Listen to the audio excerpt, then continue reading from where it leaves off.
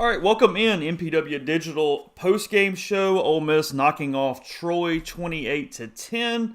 Not exactly a complete effort for the Rebels, but we'll get into it here today. Appreciate all you guys jumping in. We'll give you a few more minutes.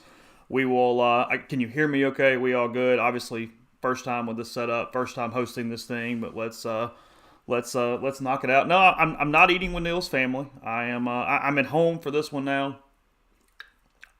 We'll let a few people get in. We'll call Jeffrey in a few minutes. We'll talk to him. We're waiting on Neil to get done with postgame. We'll ask him what Lane Kiffin had to say.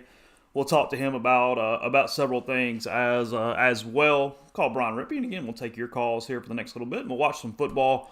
I've got Alabama up now. What channel is Florida and Utah on? By the way, I feel like that's probably the one we should check out. I also feel like we probably are trying to talk you guys off the ledge a little. If the message board is any indication, people a little frustrated with Ole Miss's performance. But again, it's okay. We'll go through it here with you today. Yes, Neil was at the game. He probably is doing the press conference right about now, and then he will call us when that is over. So ESPN is Utah and Florida. Okay, let me get that on. We'll watch that. What are you guys watching? Is that what we're doing? Yeah, we've got observations up. Obviously, I'll talk through those here with you on the show as well. But you can read those at rebelgrove.com now or when we're done, either one.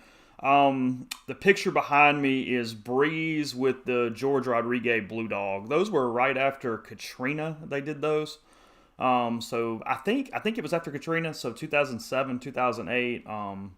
I'm a Blue Dog fan, so it's Breeze. You see his legs, and then it's the George Rodriguez Blue Dog under that. So, what'd you guys think? Yeah, Kiffin did not seem overly pleased at all. Yeah, I agree with that, and he shouldn't. I mean, the second half, it was said there. It was a complete snoozer. It was not good overall. They did not. Defense actually I thought played pretty well most of the day, but offensively, that second half was pretty rough. I think they only had 165 yards of total offense, something like that. And it, just no rhythm in the passing game really the entire day. And it's an odd deal because I didn't think Jackson Dart was terrible. I thought he was kind of as expected. I thought the two things that we thought were potentially problems with Dart were problems, frankly. I think that happened. You talked about, he's going to stay on one receiver too long. The interception was that. He was looking at the right side of the field the entire time. And then he overthrew some guys early. I thought he did some good things. I think there's upside. I think he's better right now than Matt Corral was as a redshirt freshman in 2019. And I think in some ways the fan base, the program, you're coming off Corral, and it's a little startling to watch somebody at quarterback that's not Corral, frankly, at that point. Yeah, Corey Coleman was excellent at linebacker. I thought they played pretty well. For the most part defensively. Kiffin was complimentary of him multiple ways. I thought that went pretty good. Let's go ahead and let's try to call Jeffrey. And to be honest, I'm not 100% sure which thing we're going to use to call him, but we'll deal with it here. See what we can come up with. So give me a second. Let's give Jeffrey a shout. It'll take me just a minute to do it. Wow, I think we're getting kind of enough people in to go ahead and knock that out. It's the one change when you're by yourself. But we will get Neil on the line also.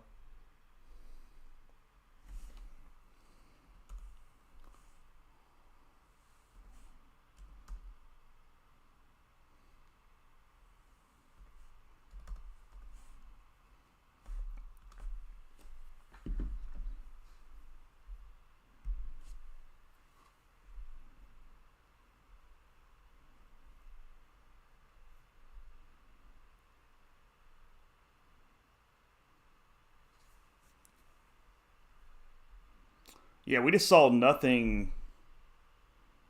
We just saw nothing at all from Luke. Hi, you've reached Jeffrey with 92.9 FM. Please leave.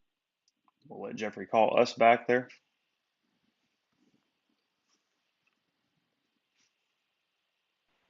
Jeffrey? Can you hear me? I can hear you. Okay, you're really quiet. You're not coming through my headphones the same way as when I was calling you. Any idea why? I heard your voicemail very, very clear, but I'm getting you really, really, really lightly right now. All right, I guess try it again. Okay, hang on. We'll call you right back. So what happens when this is going on? So just give us a second. We'll get Jeffrey on the horn. I tested all this stuff several times, so we shouldn't be having any issues because we're all hearing the Skype portion well. It's when he actually answers that is the issue.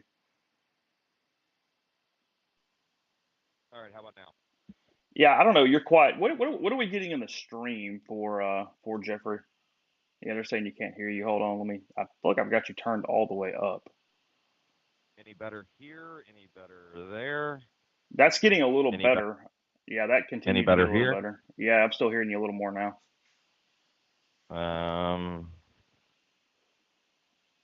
You're more of a producer than I am. Any idea what that could be? Because when it rings, it's completely loud and clear and no issues. I don't know. How about now? It's better. I think you're saying Testing, quiet. Testing, 1, 2, 3. Check 1, 2. Testing, testing. 1, 2, 3. Mic check 1, 2. Yeah, I can hear you. They are not hearing you very well. All right, hang on. And let me kind of play with it too while you're doing that. It's okay. We're live. It is what it is. We're just hanging out.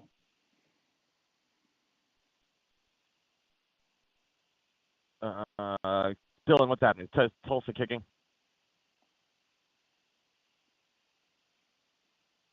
All right. Here, let me just go get my AirPods. Okay. All right. I think he will call us back in a second. I'm sorry about that. We've tested. It's been fine. I don't know. Oh, actually, they said you're good now. So okay, when we get him back, we'll go with that.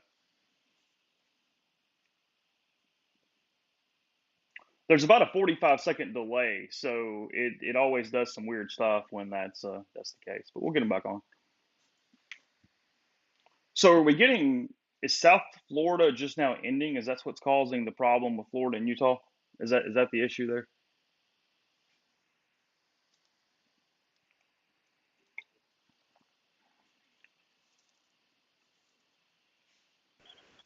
Hello. Okay, how about now? Yeah, they said you actually were fine. There was just that 45-second pause, that always happens, and I think that was causing the issue. So we're good to go. I feel like I'm having to talk these people off the ledge a little, Jeffrey.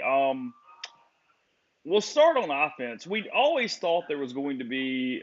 We knew there was going to be a fall off for Matt Corral. We knew whatever. Was it as expected? Kind of. What were your expectations going in, and then what did you see from the quarterback position today from Jackson Dart? Yeah, so it's not only just a drop off. I mean, I think the problem that everyone is going to have, and I don't blame them, but I think you have to accept this is a completely different day and age, and Ole Miss's schedule has completely allowed for them to essentially treat this like the preseason. And with this many transfers on offense and the type of read and react offense that they run, it's not going to look good. And it's going to look stagnant, and they have to kind of go along at their own pace. It's just I don't, you know what I mean? I don't know how to tell fans how to, because in the end, you feel the way that you feel. Because I honestly thought Dart was not the biggest disappointment to me. I thought that offensive line, I know they ran for a lot of yards, but definitely I would like to see what the yards after contact, because I felt like that was a lot of running backs getting yards after contact. I didn't think they established the line of scrimmage very well. Yeah, they have two elite running backs with Zack Evans and Quinshon Judkins, and that allowed them to get tons of yards in the run game. You're right. I'll be curious about Pro Football Focus's stats on the after contact, all those type of things. And frankly, I didn't think they pass blocked very well. I mean, Troy's got two pretty good edges, but that's not going to be any better than you're going to see most of the time in the SEC. Jaden Williams got a lot of time at left tackle. Mason Brooks did not play much. It looked like an offensive line that has been moving a lot of parts around, was not in sync, and then frankly was still trying to figure it out a little bit. Yeah, I think you're right. I think from a straight up just what it looked like, frankly, two things: offensive line, and then we didn't necessarily think the receivers were going to pop all over the page, but you look at what happened, and I think the longest reception of the day was 22 yards. Now, Dart missed a couple guys early, but for the most part, there wasn't a ton of separations, and I did not think the receivers as a whole played very well either. No, so it was the weird kind of, and this is why I keep saying you have to, as a fan, I think if I were your therapist, what I would tell you is go watch how people treat NFL preseason. And that's what you're going to have to just treat this like, because essentially the way that Troy played it with, basically cover 4 the whole day, run up and tackle. And so I think the problem was that was why Ole Miss, ran so much in the first half, and the numbers were so good running because, hey, you basically had 7 or 8 in coverage on every play, and so you're able to run the football. Well, in the second half, I think they wanted to work on the passing game, and it was a lot of, throwing into tougher situations, and it's just kind of it almost felt like they were forcing it because they thought they needed to work on it. But unlike practice where you can say, hey, we want you guys to work this coverage, you can't really do that in a game to the other team. I thought it was sloppy in the second half, but I also kind of think the game got that way. You know what I mean? Like, it just kind of got like, I think it's tough to convince the players that was more than what it was. I just think that we're in a day and age that it's so rapidly changing and it's so different than what we're used to. But I think you just have to accept that there's going to be a lot of college games on the schedule this year that was just something that happened at a time and place, and it was something that occurred, and there's nothing more. You know what I mean? And I'm going to get back to that, but this is a decent comment here because, again, it's just one game. Troy's not a bad program. They're a pretty good team. But I highlighted this comment. The run game, the running backs are obviously incredibly good. How much is the lack of a deep threat or the need for the receivers to get better going to hamper that, though? Because in the SEC, you can load the box. You can do a lot of different things. Ole Miss has always, at least in the last few years, been able to take the top off a little bit. So I guess the point is, what point of the receiving core, the passing game needs to be better to keep the running game at this level moving forward? Well, Ole Miss wants you to load the box because when you load the box, then they get one-on-ones. I mean, the problem is, I think what you're referring to, and I think I would agree with it at this point, they don't have somebody that it doesn't matter what the coverage is, that guy can go make a play. They do not have that guy, and I think that's more than fair. But I mean, I don't know. I mean, Troy added Jared Dagey a week ago. I guess I don't know. Can you still add some? Do we have transfer rules? I mean, like, that's where we are. I mean, Memphis literally added a basketball player last week. I don't know. Can you go get somebody? So, and I guess I will say this. I thought it was not inspiring. I would not come here and tell anyone, if you feel that way, that it's wrong. I just think you have to have a completely different perspective. Like, you know what I mean? Like, I mean, how many starters played somewhere else last year? I mean, I didn't count it up, but a ton. Well, I mean, look at this. I'm counting rushing: Evans, Judkins, Dart, Bentley, Robinson, Trigg, Wade, Watkins, right? Yeah. I mean, so what I just do, like 11. I mean, that's just the thing. Like, basically, the only guys that they have that played in this offense or know this offense last year was their offensive line. And to me, if you want to be disheartened, that was what I was disheartened by. Like, I just did not think that I did not think they played well. Is that indicative of more than today? I think it could have also just been, game plan, game style. You know what I mean? Like, they played trying to keep everything in front. So in the end, you're just kind of like when you get into those situations for this offense, it becomes like a lot of just like quick zone runs. And I think maybe they didn't get into a rhythm. And I think maybe they game planned for something a little different, but like, I don't know, it just never clicked. And it's entirely possible, what was Ole Miss on third down? I have it up. Let's see. That's not bad. 9 of 14. Yeah. I'm going to see the first half, though. Let's see. Home. It almost felt like they just never got into, like, a rhythm.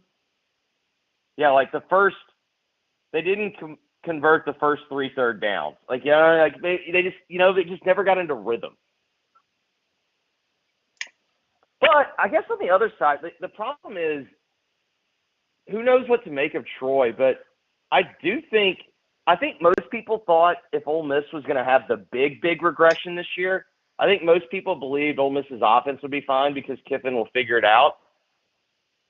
And I think most people thought the defense would regress. I don't know. I was pretty impressed with them. I thought they actually did at times dominate.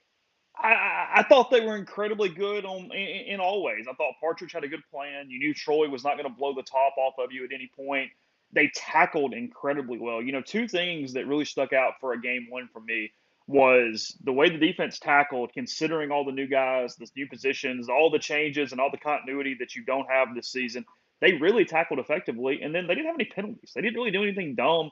It was a pretty clean football game other than those turnovers and all that crap there in the second half for Ole Miss. But defensively, they kept the penalties to a minimum. They got some – they did not get consistent pressure, but I thought they did affect some things. And then, as expected, they played really well in the secondary. They tackled in the secondary, and then you look at it, Tysheem Johnson, 12 tackles. Troy Brown ends up with 10 tackles. He wasn't overly dynamic, but he did make plays in the middle of the field. I mean, I don't know how you could have expected much at all more than what the defense gave you. I thought they were an A today. Yeah, I agree. Zero. They had one holding penalty called on them, and it was declined. But remember, it was that little like screen pass towards the away sideline. Like it was right after the turnover. I don't know. I just think the problem is Ole Miss's identity is so much based on offense, and it's just going to be clunky, and it's going to be a work in progress for a while. And I think the more interesting thing to watch moving forward for me is if Ole Miss is going to continue to build its roster through the transfer portal. I think you're going to have to have the schedule where it's soft up front and you can ease your way into it, just because I think you're going to need that time to kind of build cohesion. Is that doable? I mean, how much say do you have in being able to do that? I don't know. I mean, the one question is, when do you start conference games? Like Kentucky and Florida are next week, right? Yeah. Georgia, South Carolina. Oh, it's 2 weeks still, isn't it? Yeah. No, Arkansas, really South Carolina is next week. I know. I'm nearly certain Kentucky and Florida play next week. Okay. Next week, Central Arkansas, Luke is going to start. I'm assuming play some extent the way Jackson did today. I mean, we'll talk about this more on Thursday, but how do you feel about this plan?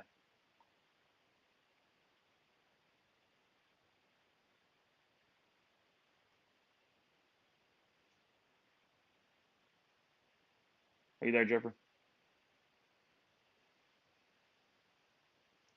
We may have lost him. I'm not getting him at the moment. We'll let him call back. I'm asking that question. No big deal. My favorite player just scored. What are we talking about? Did Ray Davis get a touchdown for Vanderbilt? Did we get that today? I have not turned on Vanderbilt and Elon. That's not been what's grabbed my attention at this point. That is not quite has not quite gotten me. I mean, I think it's fascinating. I mean, in some ways, just what they're doing, playing Luke next week, and not in a bad way, but it just creates an interesting environment the way they did it. I mean, the one thing you did was you let a guy have a game, and I do think that's better than back and forth. You get a series, I get a series. You play it like that and just kind of see what happens. I don't think that necessarily works at all, because it just puts an extra layer of pressure that doesn't make any sense. You're much better off giving them enough time to really let let it play out and go at that point. So I think I like it, but I was curious at Jeffrey's thought there.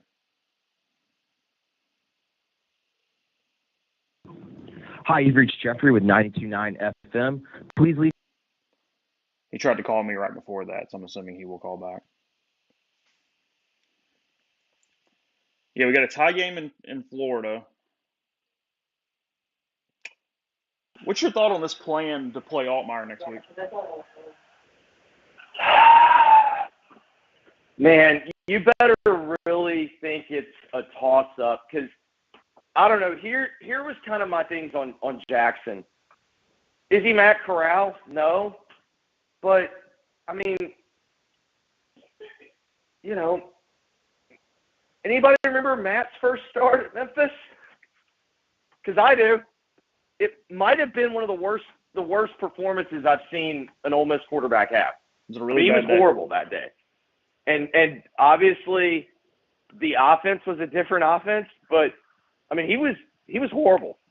So, you know, I think Altmaier clearly gives them the higher floor, but to me, if someone's going to end up having a Matt Corral type career, it's going to be Dart. Do you expect Altmaier to play the way Dart played today, meaning he gets basically 3/4 of that game? I guess, but then there's also the reality of, like, I don't know, does Central Arkansas – I think, like, that's kind of the problem. It's like, does any of this really matter? Like, you know what I mean? Like, how is this preparing you for anything other than, I guess it's giving you more reps? Well, there's no way. I mean, it's not a head-to-head comparison. I mean, Troy is not bad on defense. I mean, I'm not calling them Georgia or Alabama. Don't get me wrong, but they're not awful. They're okay defensively. They're a pretty fundamentally sound team. It's going to win some games in the Sun Belt. They don't suck. Central Arkansas is an FCS team. I mean, it's one of those deals where even if Luke goes out there and goes 16 for 20 for 250, and this isn't defending Dart. This is defending both of them. How do you necessarily gauge that unless it's literally just sort of how you operated and ran things in a vacuum for your own offense at that point? I guess if you're asking my real opinion, my real opinion is I don't buy it because we had been hearing, what did we hear coming into today? Well, you know, both are going to play. Well, it was pretty clear to me who the starting quarterback was.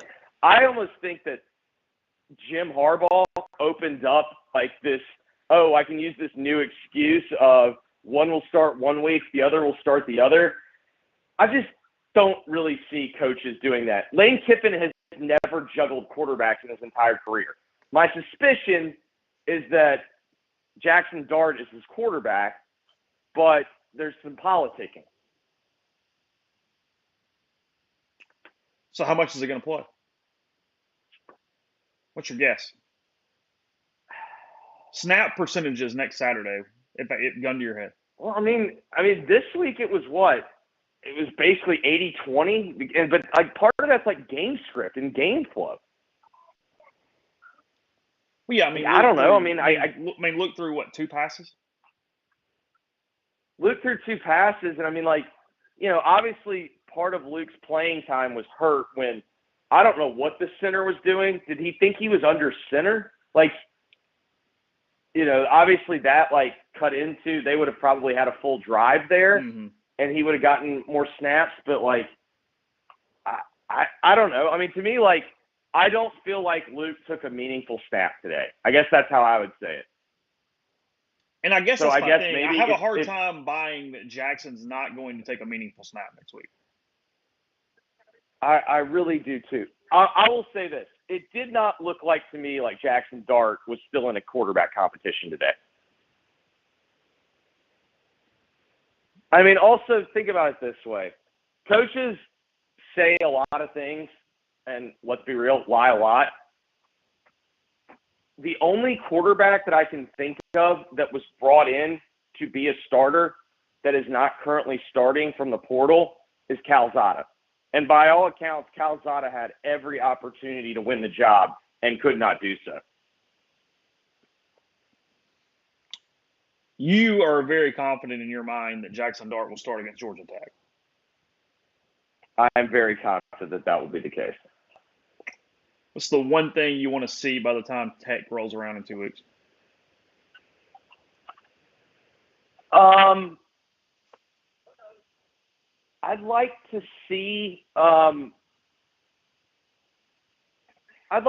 Jackson. Tonight, like, I thought on his deep ball, I thought the problem was he just gunned it. Like, you know what I mean? Like, he didn't. And if you remember, Matt early on kind of struggled with this, like the COVID year, and then he learned how to like put a little more air under it and let the guys run under it on the deep ball. I'd like to see that, because I think if they have that threat, I mean, let's also be completely clear. Those running backs are studs. Sure. Like those guys give you chances, and so I'd like to see the deep threat become more regular, because I think if that is the situation, if that's a reality that defenses have to prepare for, I think Kiffin's going to figure out a way to get those running backs in space. And if you're able to kind of create more space because of the deep threat, I think those guys we saw today, man, they can make people miss. And they can get you a lot with very little. Zack Evans today, I think 22 touches, 152 yards. It's very clear that, we talked about this a ton. Lane Kiffin has a guy. It's been Amari Cooper. It's been Elijah Moore. It's been whomever, Matt Corral last year. Evans is going to be his dude, especially if Evans is not worried about pitch counts and is willing to grab the ball 20 to 25 times. I think that's probably where this thing is going to be moving forward. I think that 22 to 25 snaps is probably about right for him. And, I mean, my God, he is one dynamic son of a gun. Yeah, the only negative thought I had about him was, God, I hope that he makes it to November, because it felt like just straight durability. It felt like he was going to have a very high usage rate. Yeah, well, I mean, I think that's been the surprise, because coming in, I wasn't sure. He's never finished a season, so for injury for him, kind of worried about shredding his tires a little bit. Whether it be high school or college, it seems like he has not finished the season. You mentioned multiples. You're talking about Judkins, too. First, you haven't been at practice. First time you've really seen him. What'd you think of that? I see why he was highly sought after. Now, can we also agree there's some PTSD of every time you hear Judd and you see a running back and you realize there was a dumbass that played him over an NFL running back. But, he had really good vision. Just call it what it was. You paid more for him, and you were worried about him being unhappy and talking, so he was your tailback. But, yeah, I mean, he's same thing. I think he has really good vision, and, man, guys were bouncing off of him tonight. He's a guy that it will not, he got 14 carries. He had 87 yards, I think, something like that today. I mean, it's that deal where I think you could probably give him 10 to 15 touches at least, and he's going to be fine. Bentley got the touchdown where he rolled over the defender, but we really didn't see much of him. Didn't see Bullock today. I will say this, as we kind of wrap up the Ole Miss portion of this, is I thought Mingo did not connect with Dart, but I thought Mingo looked pre-injury self. I mean, if you told me to kind of predict somebody who could maybe not be hey, I'm going to be the one receiver and they're going to have that, because I'm not sure they're going to have that. I did think Mingo athletically did some good things today, and had the quarterback play been better, he would have had a better day. I think that was fair. He looked to be like the steady force, like on kind of the third downs and stuff when like you needed the catch. That's who they went to, and I'd agree with that. The other thing for me is if these other two running backs are going to be what they are, which is they look extremely good. I've seen Bentley be able to catch the football and be kind of like slot guy. I would think I would try to work on. I think he has proven enough to be someone that you should at least get him some touches in some form or fashion. He's hell in space, and it's hard to put him in and just give him straight tailback carries when you have Evans and Judkins on. Correct. Yeah. So those two things together, there's no doubt. Let's bounce around for a second, and I'll let you get out of here. I know you're hanging out watching football. My God in hell at Georgia today. No matter what Alabama does, it's kind of hard to not make Georgia the number one team in the country. Stetson Bennett's underrated, and Bo Nix looked every bit like the Bo Nix we saw at Auburn today. Yeah, so we were talking on my show. We do like a what are we going to be talking about on Monday type thing, and the consensus that Mark and I both came to was we felt like on Monday there was the opportunity for us to come back and say, yeah, we kind of like ignored Georgia for no real reason. Like, you know what I mean? Like everyone's like, well, they lost a bunch of people in the draft. It's like, yeah, have you seen what they have behind it? Like they're going to probably do that again. That tight end, was it Zero? Who's the guy? He was like 6'7", 270, and he was running hurdles. Like like it was unreal. Yeah, I mean, I think so far from what I've seen, if anyone other than Georgia wins the East, I would be stunned. Oh, that's not happening. And I would be absolutely stunned. And then, you know,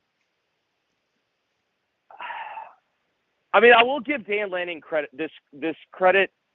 I've seen other defensive coordinators that got their head coaching gig and tried to win every game like 17-14. He was trying to run tempo and give his offense a chance. It's just, hey, it turns out that 4 years of data of Bo Nix was not unfair to him. It obviously said tons about Georgia. Did it also say anything about the Pac-12 and just that race with Oregon too? Because I mean, we're watching this right now, and look, you picked it, so credit to you if it holds. But Utah's not exactly running Florida off the damn field at the moment. Well, and if Florida, so on the first drive, Florida had a fumble that got ran back, inside basically the 30. So Utah's score was even, turnover aided. It tells me that there's a decent chance when we finish tonight, the Pac-12 is going to come down to USC or nothing, or we will find ourselves yet again having the Pac-12 be irrelevant to the national conversation. Anything else around the country today stick out? Did you see the most beautiful football game ever played? Is that Iowa where they score 7 points without a touchdown? No, but we can bring that into the story. Okay. In Boone, North Carolina, both teams covered the over by themselves individually. And then imagine if you had to do the Dan Carlin and explain it to an alien. Imagine if you had to explain to them that North Carolina App State is the same thing as Iowa and South Dakota State. Same game, same rules, everything applies. This is the same thing. Like, imagine if you had to do that. I was hurt. The only thing that was upsetting about the Iowa game was that they got the second safety and the score looked normal. The fact that the final was 7-3, was so annoying. It made it better than like it looked like a normal football stunt. Yes. Yeah, but 5-3 was better. 5-3 was more perfect.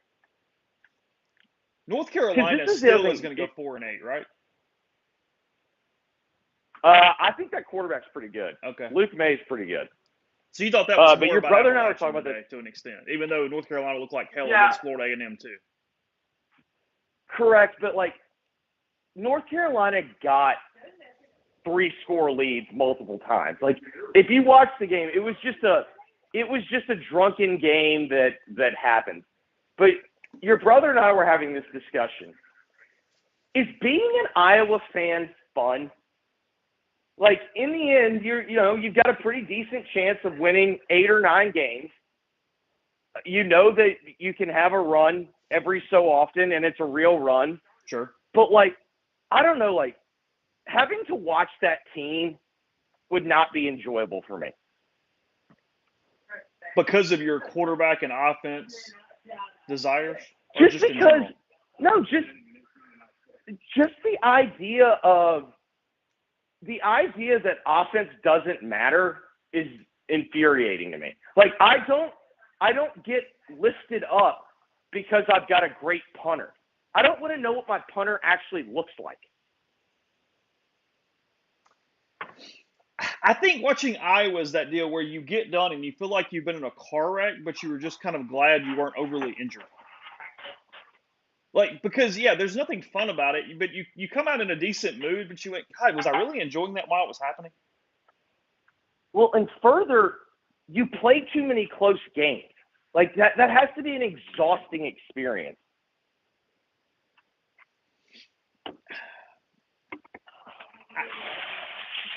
It looked like, though, that was a deal today that was not necessarily just Iowa being Iowa early in the season where they do dumb things. It looked like they have even less offense than usual, and they might just kind of be a very average football team instead of that team that still finds a way to go 9-3. Maybe that's a hot take, but I just kind of watched them and went, they're not even as dynamic as we see them when they go to the Outback Bowl all the time. No, to be clear, they played a very good FCS program. Sure. Like, I don't want to be the guy that is ignorant of that fact. But whatever Kirk Ferentz has on Iowa that has continuously given him extensions really when he didn't deserve them, whatever that stuff is, Spencer Petras has the same thing on him. Because the fact that he keeps picking him to be his quarterback, like that, to me, like that's when you ask me, like, why would it be unfun? The fact that the coach, the leader of my program, thinks that guy is a leader and should be the guy that plays the most important position, like that would be enough for me to be like, I'm good. I don't need to watch this. What'd you get for the food today? What are we catering in for the day and the evening? Catering. We went to Costco early. So we've got some delicious USDA prime ribeyes that are getting ready to hit the grill. We will be doing baked potatoes and asparagus with them. And let's just say the wine fridge is full tonight. All right. I haven't started yet, but the wine fridge is full tonight. Give me one late game pick betting wise, and I'll let you go. What are we on tonight? Stuff I loved was all. I'm gonna spring the trap. I'm taking Oregon State -2.5 because everyone loves Boise, and I also kind of think the Mountain West stinks. Oh, that's a good one because I kind of like Boise in that game. I think everybody likes Boise, so therefore I'm going to zig when they zag. Okay, good enough. Enjoy the steaks, bud. Appreciate it as always. All right. It was Jeffrey Wright, ESPN 92.9. Neil is about ready. He said he has a column up, so that is at rebelgrove.com. We'll go to Brian for just a minute, and then we'll go get Neil. We'll give him a second to kind of get settled. And see what's going on with him. Let me check in with him real quick and see what's going on. Let's get Brian on the horn. We'll talk to him for just a minute. Then we'll go to Neil, and then we'll kind of get some calls from there with you guys. I think that works out the best. So hold on a second. Let me get Brian on right now, and we'll call him, see what he's going on. He's out of town, but he's just kind of hanging around watching football today. So we'll talk to him. And then get on with it. What's everybody drinking, by the way? What's going on? What's in the cups? What percentage of you guys went to the game and you're calling from the Grove or the car or something, and who just kind of hung out on the couch? The crowd looked like it kind of filled in okay for the most part that I noticed. So that was not terrible today. I'd heard, I guess Wednesday or Thursday of the week, I had heard that they were 8,000-9,000 tickets short. I know they did some faculty and staff giveaway stuff. But then it looked like it was late arriving, which is kind of just the norm. But for the most part, it was okay. And then did they go ahead? Did the band play that one Mississippi song? Did they get the Battle Hymn of the Republic back into the show today? What was that? Kind of inquiring minds want to know there. Let me know what's going on.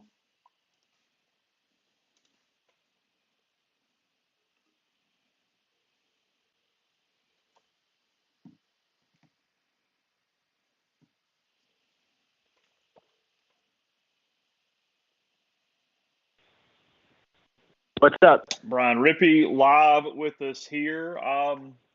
We talked to Jeffrey, just kind of hanging out. The band did play the song, by the way. I just saw that in the chat box there. We talked to Jeffrey a good bit about quarterback play. I'll try not to do the same thing where we do the same thing over and over and over again with all the guests because we still got to talk to Neil in a few minutes. But I guess I'll open up with this. Was Jackson Dart exactly kind of what you thought, or did anything about that surprise you today? I think it was about what I thought it would be. It was probably a little underwhelming, and definitely the final, box score statistics would indicate that as well. But generally, I thought it was about what I figured it would look like. He looked at one side of the field or to one read too much. He had some good moments, a couple of good throws. I was a little bit surprised they did not run him more. That's probably a product of Kiffin just being a little bit vanilla, but made some bad decisions as well, right? The pick was a bad decision, made a couple other ones that didn't necessarily turn into a turnover. But outside of that, it was about what I figured. I just thought the offense as a whole seemed to lack cohesion and chemistry as well. I didn't think the receivers played overly well either today, but I really don't feel like I learned a lot. That entire game felt like what I imagine Kiffin and this coaching staff watched throughout the scrimmages. I mean, they had 3 scrimmages in preseason camp, and every single one they go, I don't know, did some good things, did some bad things. Defense played better than the offense. Well, hell, what did that look like today? The exact same thing. So I don't know what exactly we'll learn with regard to quarterback or really anything with this team outside of some minor stuff. Do they need a wide receiver to step up, get more separation, and kind of become the guy, or can they do this thing with the run game and Zack Evans and Judkins being the freaks that they appear to be? When you say do this, it depends on what you mean. I mean, I don't think this team can go 9-3, 10-2, and in last year's air, if that's what you're referring to, without one of those receivers playing better football. I do think they can be super effective running the ball today. I thought Evans looked as good as advertised. I mean, just the way, I don't know, sometimes you can tell when a guy runs, he just looks different. I did that NIL interview with him a while back in the summer, and at one point I asked him what made him different. He said, I quote, "Not many running backs make their own holes." And I was like, wow, that's quite the quote. But, I mean, he backed it up today. You can tell with the way he runs it. And so, but I'm kind of rambling. To answer your question, I don't know. I don't think they can be, super good doing that, but they can have an identity for it around running, sure. Yeah, I mean, the offensive line's got to get a little better. You can't always. I said Mingo was the guy that played well today, old host. I'm doing the exact opposite. I thought Mingo was the one receiver that gave him a chance. Dart just overthrew him early a couple times. I agree with that for the record. Yeah, I mean, I thought Mingo was actually. I thought he looked pre-injury self and was pretty good today. I thought. Maybe first game, Jalen Robinson didn't look like I expected. I mean, early in the preseason and during camp, I thought he was the guy probably that I would have picked to be that 1A receiver. But I thought the game was a little fast for him today. He'll get better. It was just one day. I'm not even necessarily picking on him. But Mingo was the one. I thought he flashed a couple times. But, I mean, you look at it, and I told Jeffrey, 22 yards was the longest catch by an Ole Miss receiver today. I mean, that's something we haven't seen in a while because Ole Miss, frankly, has had pretty good quarterback play for a long time now. So that kind of shocked me for the most part. But I guess my point being that offensive line has got to get a little better in run protection, or in the run game, I should say. They played Jaden Williams. Mason Brooks did not play much today. I know he played guard there late. I'll talk to Neil about that after he talked to Kiffin here in a few minutes, so I won't focus on that. But from an offensive standpoint, I did think the game got bogged down in the second half. I also thought that they just had an inability to get to rhythm. I thought they had a chance at rhythm in the first quarter, and Dart kind of overthrew those guys, and they relied on the run game. But it's where I am interested in Central Arkansas next week, and not really even the Altmaier or Dart angle. Just in general, is can they get in a little better rhythm? Can they move the ball consistently and kind of see what the offense is supposed to look like? Because in some ways, they never really got on task enough to know, and I know it was a limited playbook, but what we expect this thing to look moving forward. Yeah, absolutely. And there were times last year with a lot of returning pieces that the offense got bogged down and didn't look very good. I know in a 10-2 year, most people remember the high points of it, but I mean, Vanderbilt comes to mind. That second half of Liberty in particular comes to mind. And I know they were beat to hell and Corral wasn't 100% healthy, but a lot of that looks similar to last year's offense getting bogged down some as well. And these are two completely different units. I'm not necessarily comparing the two, but I guess just more pointing out that, that seems to be kind of a theme sometimes with this Kiffin offense. I don't necessarily know what to attribute that to, but yeah, it just seemed like a lack of cohesion in general, which is kind of to be expected with the team with two 19-year-old kids competing for the quarterback job and a lot of new receivers and a good offensive line, but a new piece or two on there and a lot of new faces on defense. But yeah, I don't really know what to make of it. I don't feel like, do you feel like we learned a whole lot about what this team can and will be, whether it be quarterback or the team as a whole? I thought defensively, and not to belabor points I made earlier, I thought defensively they played well. I thought in two ways. It wasn't just necessarily that they held them to 10 points or that they did any of those type of things. It was that I thought they were very, very sound. I thought they were disciplined, and I thought they tackled incredibly well for first game of the season, new coordinator calling the plays, and so many guys that are either in different spots or next to different guys or new guys, period, at Ole Miss. I just thought that defensively, had you told Chris Partridge coming in, hey, here's exactly what this looks like, he would have taken that all day long. I mean, I thought they were legitimately really good. I thought Miles Battle played well. I thought DeAndre Prince played well in coverage. I thought Igbenison played really well for his first day. He was physical. I thought he did some really, really good things. And then, with Coleman coming on like he did, 2 sacks and doing some different things flying around, he and Troy Brown kind of complemented each other. Austin Keys played pretty well in the red zone at times. The defensive line did not get tons of push and penetration and just cause havoc, but Troy was getting the ball out quickly. They were doing some things offensively to negate that. And I thought Ole Miss, for the most part, relative to what we expected, I thought they played really, really damn well on the second level. I thought they did as well, and the identity looked more similar to last year, right? A lot of, relying a lot on the secondary and those guys, the Tennysons, the Tysheem Johnsons of the world that are secondary members, but kind of tweeners and act as pseudo linebackers when they're around the line of scrimmage, whatever you want to call it. And I thought they tackled pretty well in space. I thought, I guess, if there was some concern, a lot of the time it seemed like when they did struggle against the run, some of those interior runs, the linebacking play wasn't great, and they were a little soft in the middle, but everything else, they were really good. You're right. I mean, do they send a gift basket to TCU for Coleman and Evans? I mean, they picked 2 guys that play that well, and I get it's one game, but 2 guys from one school, that's pretty wild. I thought he did a lot. I mean, I think he had 2 tackles for loss. I think it was 2 actually sacks. 5. Yeah, 2 sacks. I think 5 total tackles for loss, and was everywhere. I thought Tennyson played well too, and Tysheem Johnson. It's hard to tell watching it one time. Like, I'd be interested to go back and watch this from a defensive standpoint in the morning, and I'm looking forward to doing that. But he was at least productive. I think Tysheem Johnson ended up leading them in tackles, and that can be misleading at times too. But yeah, I mean, not to belabor the point, I agree. I thought they played pretty well defensively. I thought they tackled really well in space, and I thought they looked fast, which they really kind of did at the second half of last year as well. So I thought defensively it was pretty good. Got to go to Neil in a second. Anything else from around the country sticking out right now earlier in the day? Not really. Georgia, I don't know if Georgia's really good or Oregon's pretty bad. I that got the second TV treatment. This isn't necessarily around the country, but I am curious. We haven't really, I guess, spoken on air since the whole Jim Harbaugh, you get one start, the next guy gets the next start. What do you make of that? I found that an interesting way to do things. And it seemed like the narrative with all this, with the quarterback piece of it, was early on, okay, this will probably go in the season because they have time to do it. And then Kiffin was pretty, staunchly against that idea unless they had to. And now it sounds like they're at the point where they had to. I'm just curious what you make of that. Like, can you actually learn anything about these 2 guys when you give them each one start against a UCA and a Troy?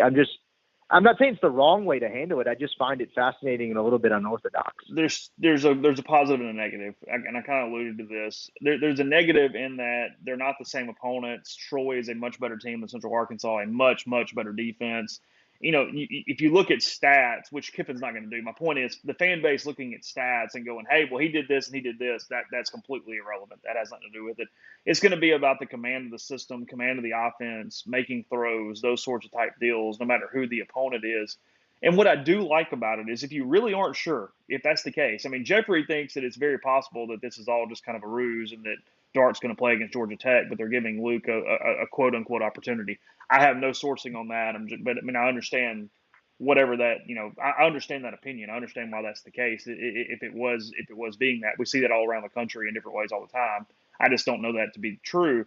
But point being, Luke gets an opportunity, and it's not just switching out series. You know what I mean? Like, I think you're in a worse shape if you're going, hey, you get a series or two, and you get a series or two, and you start putting that all together and doing all this kind of stuff. That doesn't work. I mean, at least let them get into the rhythm of the game, let them flow. If you're having a true competition, which, I mean, Kiffin says there is, there's no reason to say he's lying and not to believe him. You know, it's that deal where you're getting sample sizes where they get to go back after mistakes, after good throws, and do it again. If you're going to play both quarterbacks and you don't have to worry about you're going to win the game because you're going to win these first two games no matter what, it's 100% the way to do it. I do believe in, if it's a true competition, doing it the way he is currently operating it.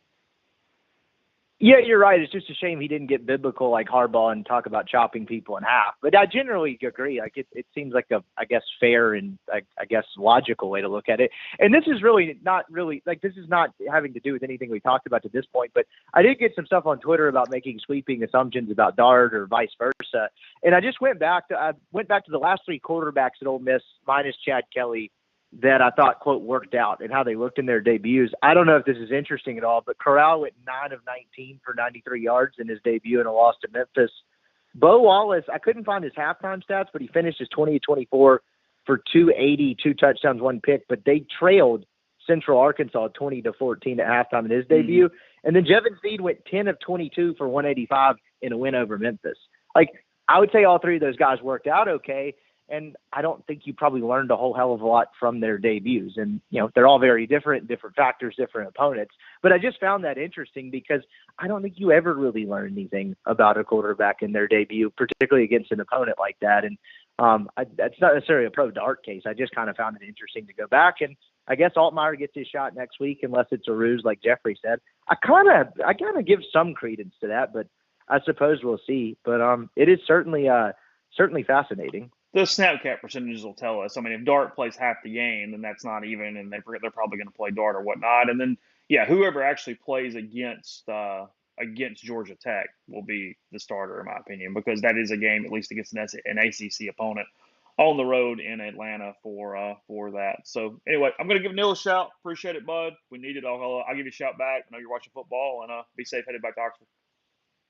Yep, sounds good. All right. Neil McCready is ready to talk to us, so we'll do that here in a second. Yeah, I didn't hear anything bad about the halftime show. I mean, that was not something I really was focused on, but I did not hear any issues with that over the course of the day. Just with people talking. Let's see. Let me get Neil on the horn. Hang in with me for just a second. Still a little clunky with my back to producing. It's been a little while since we used a different program and I was operating the controls. Neil's been handling that well here in the past time. So let's get him on the horn. Let's see, Neil McCready. Here we go.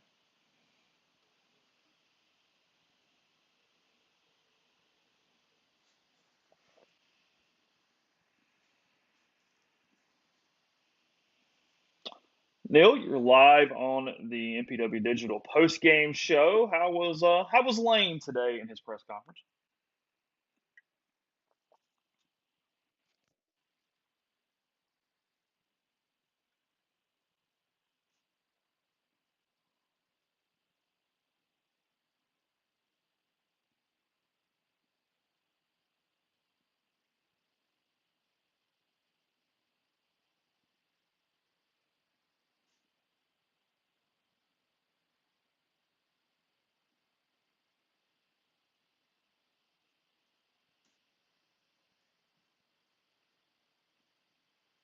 And he knows that he's got another week of quarterback questions coming his way, and after today, he probably expects them. What do you make of this Altmaier starting next week? I mean, is it one of those deal where do you expect him to get the same number of reps that Dart did today? I mean, what does this look like next week? So when I was told this morning, so the first time I heard about this, you and I talked about this yesterday, I heard that Luke and Jackson had been told that it was really even, that Jackson was going to start today, and it was going to be his game, and that Luke was going to get the second game. And kind of didn't go with it because I kind of felt like I needed a little more confirmation. I got that confirmation when I got to the stadium today, and I was told that while Luke was told he would play today, that it wasn't necessarily some locked-in-stone deal. Lane wanted Jackson to have the game. He wanted it to be his game, and then he would take the game from Jackson when he felt like it was time to take it from him, and that the plan for next week is to give Luke the Central Arkansas game and let Luke have the game until the game's not his anymore. Because the person that told me this had talked to Kiffin, and Kiffin had said, look, if we don't win these two games, we've got bigger problems than that. And so you got to figure it out. He wants to see them both play and wants to see how they sort of handle, making mistakes, a failed series, that kind of thing. He doesn't want to get into some alternating series thing. He thinks that's a disaster. I doesn't think it works. And so what he said to us after the game, Chase, is that these two quarterbacks are just really even. I talked to someone close to one of the quarterbacks earlier in the week who said that when you look at the numbers, one of the quarterbacks has, I think it's clear that it's Dart, has more big plays, but also has more mistakes. The other quarterback has fewer big plays and a lot fewer mistakes. And so it's just really close. And Lane said as much today. He said he just didn't think he didn't think they were at a place where they could just name one the starter, but it was too even. I said this earlier, I guess maybe to Jeffrey. To me, at least, see if you agree or disagree, it looked exactly like what we kind of would have predicted with Jackson Dart. He made some nice plays. He moved around. He has a ceiling that very much is an upper tier SEC quarterback. While at the same time, he focused on one receiver. That led to his interception because he never left the right side of the field. He didn't look off the safety, and it was a pretty easy pick for the Troy kid. And then early on, he was overthrowing guys, and there was a couple opportunities there to really get into rhythm, and he didn't make the throws to allow that rhythm to happen. Yeah, he had a couple of deep balls that were there for him, and it wasn't like he was way off, but he was just off. Lane said that's been a frustrating thing at times during camp. They just can't quite get the deep game to connect, and that's something that's a big part of what Lane wants to do. Lane referred to the offense as boring today. The other part of it that you were just talking about, he sometimes hitches a little bit too much. He's a little indecisive. You got to make the read. You got to get rid of the ball. There was a play, I wrote about it in my column that's up on the site. There was a play in the, I want to say, third quarter where Malik Heath was open on an RPO on a touchdown. Lane threw his hands up, as Lane is apt to do, and that's not the read that Jackson made. And Lane literally made them run the play exactly the same way the next play, and that went for the touchdown on the pass to Heath. So it's a work in progress. He did some good things. He's got an upside. This is his second year of playing college. It's obviously his first year here. I thought he did a really good job of spreading the ball around. I thought early on he was starting to get into a rhythm, and they were moving the football and kind of taking what they got, and they were punishing Troy with the running game. And then like you talked about in the second half, it just kind of bogged down a little bit, and they had the fumble, and then they had the pick, and and then he didn't have a very good read on the next possession that led to a punt, and they went ahead and gave Altmaier to give Luke an opportunity, and then the very first snap to Luke didn't even get close to him, and that was a fumble. And I thought from there they just offensively were kind of discombobulated. What did you make of the offensive line rotation and just kind of the running game in general? Because Evans and Judkins were both dynamic as hell. I mean, they were amazing. But I didn't necessarily feel like the line as a whole played very well today. Frankly, even in the run game, it just felt like the backs made a ton of plays. Yeah, the backs made plays. Those two backs, I wrote about them already. I'm about to write about them some more. Evans is special. He could have gone for 220 today. Lane talked about how in the second half they could have just kept running the football, but he needs to see the passing game. He knows, look, Chase, we can beat this up. He knows come the second half of the season, you can't just run the ball and expect to win. You've got to do other things. You've got to be able to have balance. It's just required if you're going to play against the LSUs and the Auburns and the Alabamas of the SEC. You just have to have balance in those games. And so he was trying to force some development today. So it's easy to get hung up on scores and the way something looked. They had the game won. They were working on some other things. But to answer your question about the offensive line, it was okay. They had some injuries. I'm not sure exactly. Like, you probably saw better on TV than I saw in the stadium.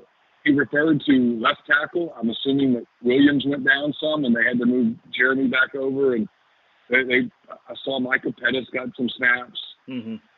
I thought the offensive line was okay. I didn't think it was like world beaters, but they were fine.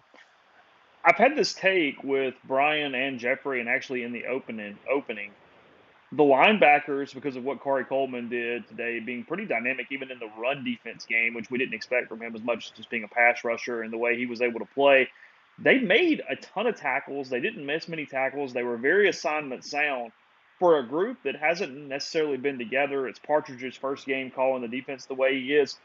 They were really good on the second and third level tonight. I thought their linebacker play was really good. Yeah, me too. I thought Troy Brown had a really effective physical game. And then you Corey Coleman, 5 tackles for loss, first Ole Miss player since Mark Robinson to do that in a game. And Mark and he become the 2 Ole Miss players with 5 tackles for loss in a game for Ole Miss since 1999 or something like that. I just heard this. Oh, wow. Okay. Don't ask me. I'm not the great historian, but it's something along those lines. I thought Coleman obviously was terrific. If I was looking at it right, Keys made some plays. But I thought those 2 starting linebackers were really good. And I'll tell you this is where things start getting interesting.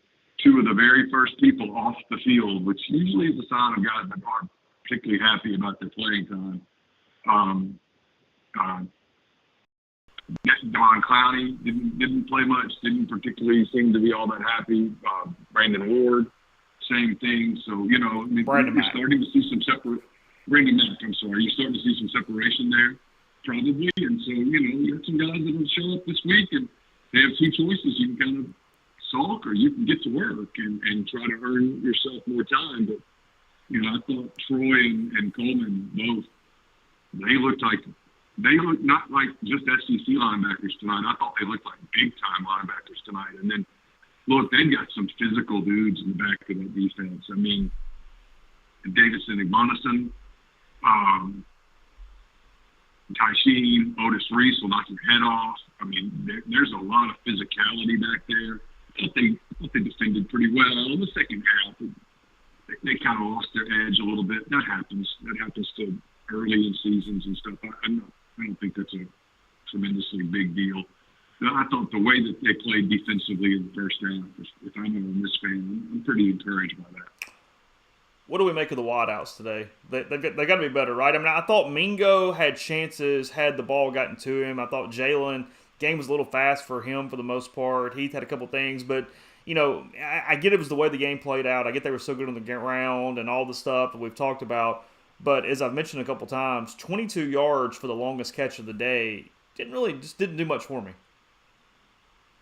No, well, the passing game, I wrote this. It was fine. That's all you can say about it. I mean, we do the Chili's thing, right? It was Chili's. And frankly, you got a little risky on the menu at Chili's. It was fine. That wasn't a winning passing game. That passing game's not going to beat Texas A&M in College Station. It's probably not going to beat Arkansas and Fayetteville. It's not going to beat LSU and Baton Rouge. But they got time. They know it. They got to work on it. They've got to figure it out. I mean, look, we've spent the whole summer talking about quarterback play, and it's going to come back to quarterback play. And the receivers, like you said, whoever the quarterback is, the receivers are going to have to help out. They need one of these guys to emerge as a go-to guy. They probably need 2 of them. I thought you're right. I thought the game kind of went fast for Jalen Robinson. I thought Dayton. Is it Dayton Wade? I thought he made some nice plays. Had 3 catches. I thought Trigg did some good things. For all the criticism of Trigg, I thought Trigg was a pretty effective pass route runner and pass catcher. but it, I mean, the quarterback play was just it was okay. I mean, they asked Jackson to not make mistakes, and until the end, I didn't think he did. But in so doing, I wonder if they got a little more conservative than they actually wanted to be. He did take some shots early, and like we mentioned a minute ago, they just missed. It's one game. You got to be super careful with the whole overreaction thing. There's a reason we call it Overreaction Monday, and there will be lots of people who will make lots of overreactions on Monday that will turn out to look really foolish down the road. It's one game. They didn't have to beat Alabama today. They had to beat Troy, and they did. And they'll get another free shot next week because they're not losing to Central Arkansas. It's essentially a glorified scrimmage, and then it'll start to get a little more real. And by the time Kentucky comes here in 4 weeks, they've got to be a lot better probably. Kentucky tied with Miami of Ohio at the half, it looks like right now. Anthony Richardson goes on a 50-yard touchdown run. Florida 14, Utah 13 right now as we get to halftime in Gainesville. And Notre Dame just scored on Ohio State, so a few things going on there. So what is the image today they're going to pick when they hang that Iowa-South Dakota State game in a museum somewhere? Oh, I mean, I thought it was gorgeous. It's beautiful. I mean, say what you want about the Big Ten kidding. It was terrible. Iowa looked abysmal. I actually watched the first half of that game and kind of hated myself. And after Thursday night, Big Ten was awesome. And Friday night, Big Ten was awesome. I mean, Illinois, Indiana was as entertaining a football game as you'll see. I didn't say it was a good football game. I said it was an entertaining football game. And then you watch Iowa and you're like, man, I don't know. Defensively, they were really good. Offensively, they were kind of non-existent. I'm interested in that what's happening with Notre Dame and Ohio State because I laid the 17 points with Ohio State. It looks like I'm going to be an idiot. And Florida looks, what I've seen, the little bit that I've seen so far, Florida looks like they're more than competitive. And it could just be that the Pac-12 officially sucks because if Oregon is indeed the 11th best team in the country, if they are, then we need to go ahead and just give Georgia the crown, man. Because Georgia just destroyed Oregon. That was a humiliating defeat for Oregon. Either that or Georgia's world beaters. And it might be a little bit of both, frankly. But, I said this in passing. Could be. Stetson Bennett is underrated. He is a good college quarterback. He's a really good college quarterback. And he's got weapons all over the damn field. And he gets it to him. The first half, he had 3 incompletions. 1 was a drop, and 2 were just throwaways. He was basically perfect. And defensively, they're just loaded. They look every bit as good as they looked last year defensively. Mm-hmm. And he's got, like you said, they've got weapons all over the field, and he gets it to them. And they're playing with tons of confidence, and obviously there's no pressure on them because they just won the national championship. All that stuff's over with, about 1980 and all that crap. They look like they will be dangerous. Listen, if that's not the best team in the country, oof. Anything else from today that we didn't talk about? From here, no, I don't think so. I mean, I was kind of disgruntled in the crowd at the end, and they were talking about not covering the line and stuff like that. Look, you and I both wrote in picks. We both picked Ole Miss to cover, but we both wrote we thought the line was potentially a little big. And it was, because you just didn't know what Ole Miss was going to look like offensively. Lane talked about this for more than a year, about you better appreciate Matt Corral from 2021, especially the first half of 2021 when he was just so elite. You're not going to get that from one of these guys right now. I think there's a chance Jackson Dart's a terrific quarterback down the road. I'm interested to see what Luke looks like next week. But neither one of them are going to be 2021 Matt Corral at any point. And so the people who are talking about 10 wins, I'm not saying they're wrong, but 10 wins are going to look a whole lot different than 10 wins looked last year. Because if this team's going to be a 10-win team, it's going to be a physical, run the football down your throat, 2 running backs who can make plays at all times. It's going to be a team that spreads the ball, that doesn't commit a bunch of turnovers, and it's going to be a team that defensively plays smash mouth. Like that hit that J.J. Pegues had, maybe it was late third, early fourth quarter.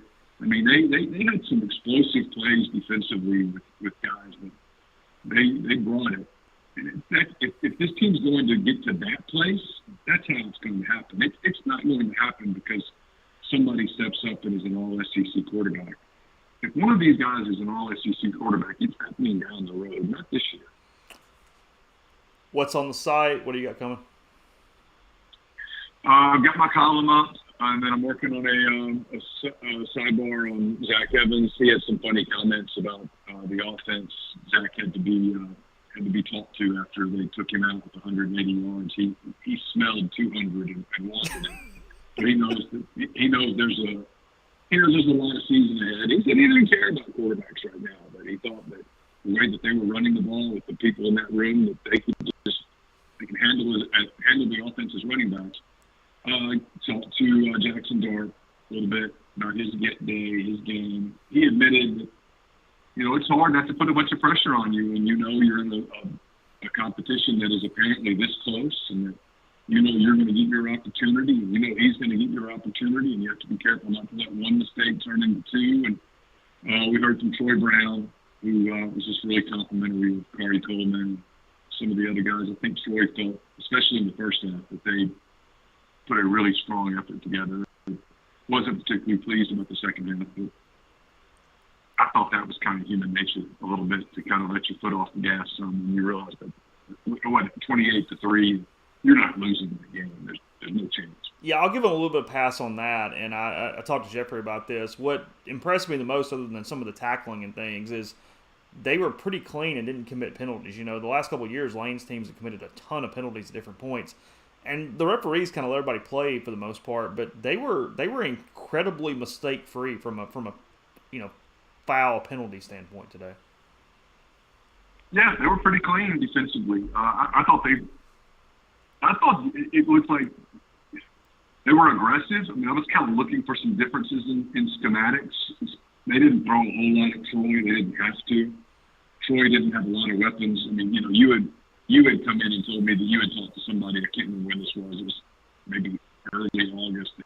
Somebody who had talked to John Summerall, who said, we just don't have any quarterback play. And they didn't have much quarterback play today at all. They were going to have a hard time generating offense today. And I think once Chris Partridge saw that, and I suspect he knew it going in, they were pretty conservative, but I thought they played with a ton of physicality.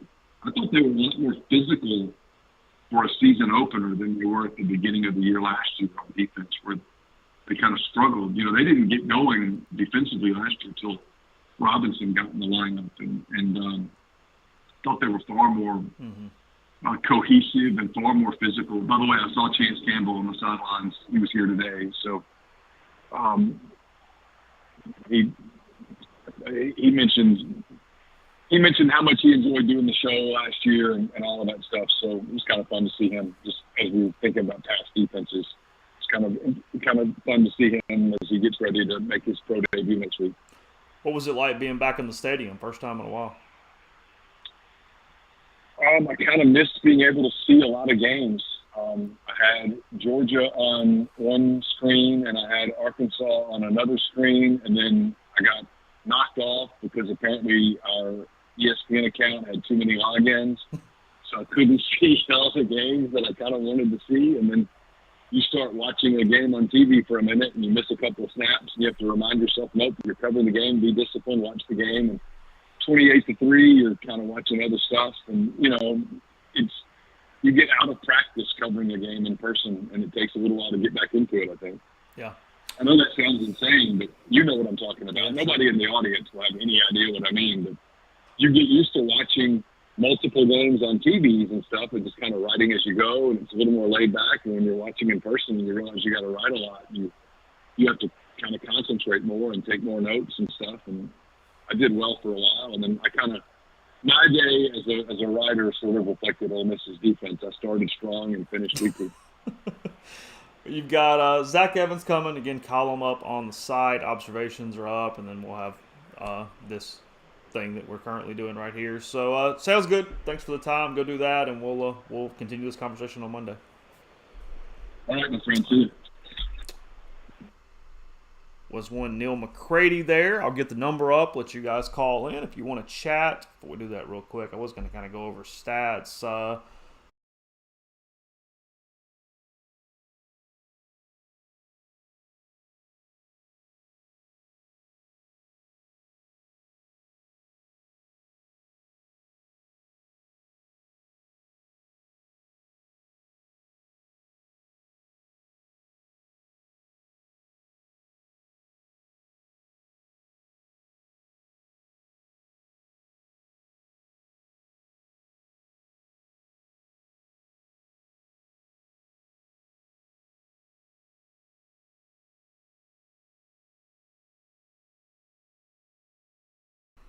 I don't know why I was muted there. Sorry about that.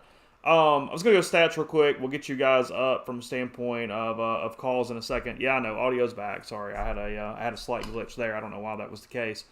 But, Watson played most of the game for Troy. He goes 34 for 47, 275, a touchdown, and an interception. The Dayee kid only plays one pass there. Yeah, I know. The audio was out. When I switched the page, it was I had muted the audio from the previous time when I switched over to put the stats up. So my fault. Again, it's week one for me too hosting. We'll get it figured out. We're all good, but just a little mistake there. But yeah, I was saying Dart goes 18 of 27, 154, a touchdown, and an interception. Completes 67% of his passes. The Watson kid for Troy 275, 34 of 47, a touchdown and a pick. Troy runs for only 60 yards, so they only go 1.8 yards per rush today. The defense played really well, as we've talked about with all of our guests. The linebacker play is really stepping up, making a lot of tackles, not missing tackles, not allowing runners to get past that second level. And then, offensively, as we mentioned, Evans goes 20 for 130. He could have gone for 200 if he wanted to. He averages 6.5 per carry. Judkins 14 for 87, a touchdown.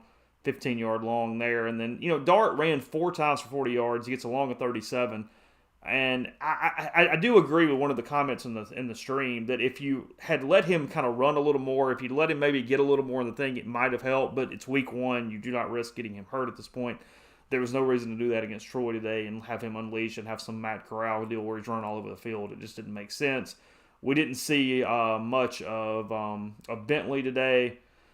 And then Mingo's touchdown ended up being a run, not a pass, because it was a lateral and it was behind the line of scrimmage. From a reception standpoint, Michael Trigg leading the Rebels, 4 catches, 28 yards. Mingo 3 for 26, Wade 3 for 14, Evans 2 for 22, Watkins 2 for 20, Heath 2 for 15, Judkins, Henry all catch a pass, and then Jalen Robinson caught 1 pass as well. Henry had the one that was a big deep ball in the end zone. Looks like he probably could have called it. The Troy defensive back flashed at the last second, but I think that was one that he would absolutely want back if he could have it back right there for Ole Miss. So, yeah, overall 28-10. We'll open up the phone lines now. See if you guys want to call in. We'll chat with you guys about whatever it is you want to talk about. Let me get the number up. It is right there, so you can give it a shout. We can talk whenever you want to talk. Phone lines open now for the call-in show. Let's see what else we have going. I've got Notre Dame, Ohio State up right now. Notre Dame 10, Ohio State 7. So yeah, second quarter, 6:27 to go too. It's one where it's on over in it a little bit. The Irish, they've played a physical brand of football right here. Ohio State has done nothing to really blow them off the field at all from the little I've seen while I'm talking to you guys and talking to Jeffrey and Neil and Brian. While waiting on Florida and Utah to get back out of the half here. I mean, Notre Dame has played a really good football game today. I've been impressed with them as time has gone on for sure.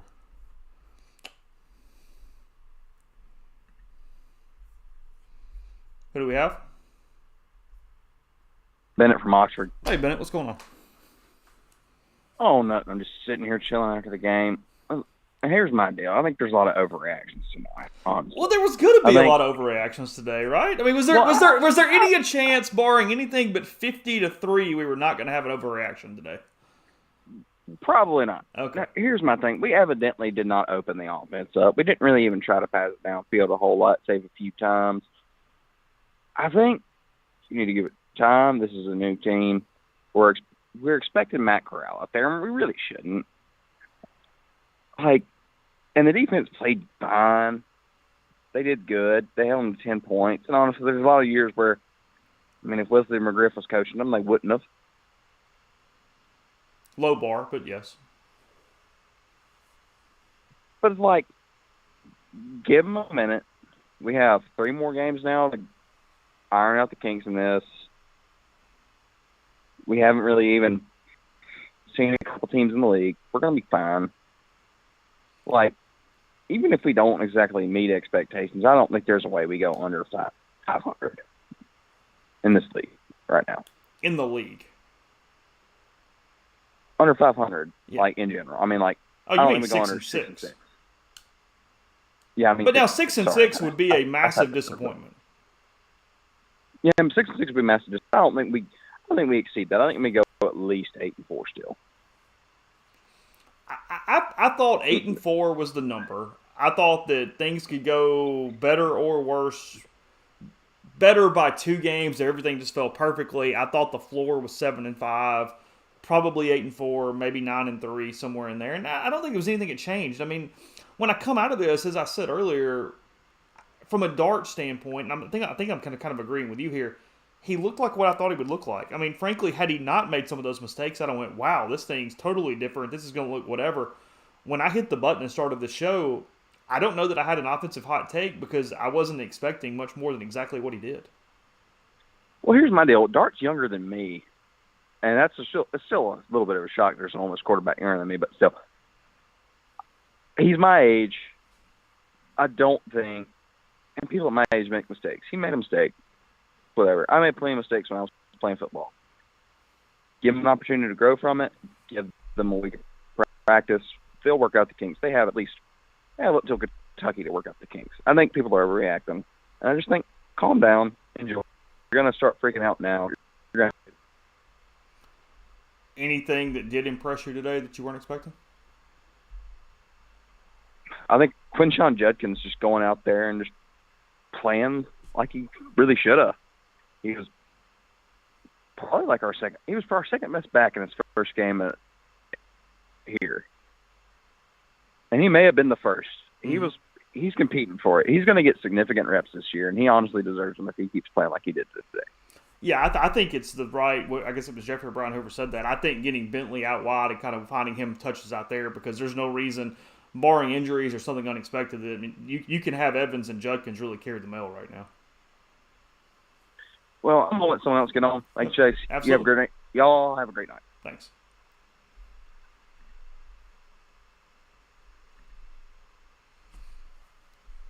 Who are we talking to? Hey, is this Chase? It is. Who am I speaking to? This is Daniel from Franklin. Hey, Daniel. What's going on? Oh, not a whole lot. Are you a 2006 graduate, Chase? Yes, I am. I am in that range. It was in the summer of 2006. So I was about a 5.5 year senior. It makes sense. That makes sense. I understand that. Everybody gets at least that one extra semester in. Well, you have to if you want to graduate with the foreign languages and all that stuff. So here's what I was looking at tonight. I don't know what your thoughts are. Really exceptional running game from the look. Okay, so I'm talking about physical, what they look like. I love the running game. I love the defensive play, all of that. Obviously, we've got 3 games to develop at the quarterback position, but anybody who looks at this and doesn't understand football, I felt like that second half to me, Chase, Lane called a game to see what he had at quarterback. Like if he wanted to, he could have let his running game take over and scored as many points as he wanted to. No, if Lane Kiffin wanted to cover the line today, Ole Miss would have covered the line. There's no doubt about that. I mean, Agree. the game bogged down. Agree completely. Yeah. The game bogged down to get some things accomplished, which was the more important thing. I mean, it's just like next week, forget just finding a way to blow out Central Arkansas. Figure out what it is you need to know. I mean, it's what Jeffrey said. Look, Troy's not a bad team, but it's a game you were going to win if you were at all anywhere close to expectations. It's a preseason game. So treat it that way. Get the people in you need to get in. Do the different things you need to do where on Monday when you review the film, you've learned something. Right. I agree completely. You know, I look at it this way. You know, would Troy have beaten San Houston State, who played Texas A&M tonight? I feel confident they would have. I mean, if you do a comparison from that, you know, I'm not a fan of this. Let's go crazy over one game. I can recall when Kenny Trill destroyed South Carolina in game one, and people lost their mind for him and that Texas A&M team. And I'm not a fan of people who lose their minds over one game, saying, well, the quarterback didn't do this or that. So I don't know. I look at it objectively and say I was impressed with the defense. I was impressed with the running game. We've got 3 games to develop a quarterback, and then we play SEC competition, and it is what it is after that. So I don't know. I just look at it this way. You know, you have time to develop, and you have a chance to see what you have at quarterback and let the chips fall where they may, and don't lose your heads over your competition in the first couple of weeks.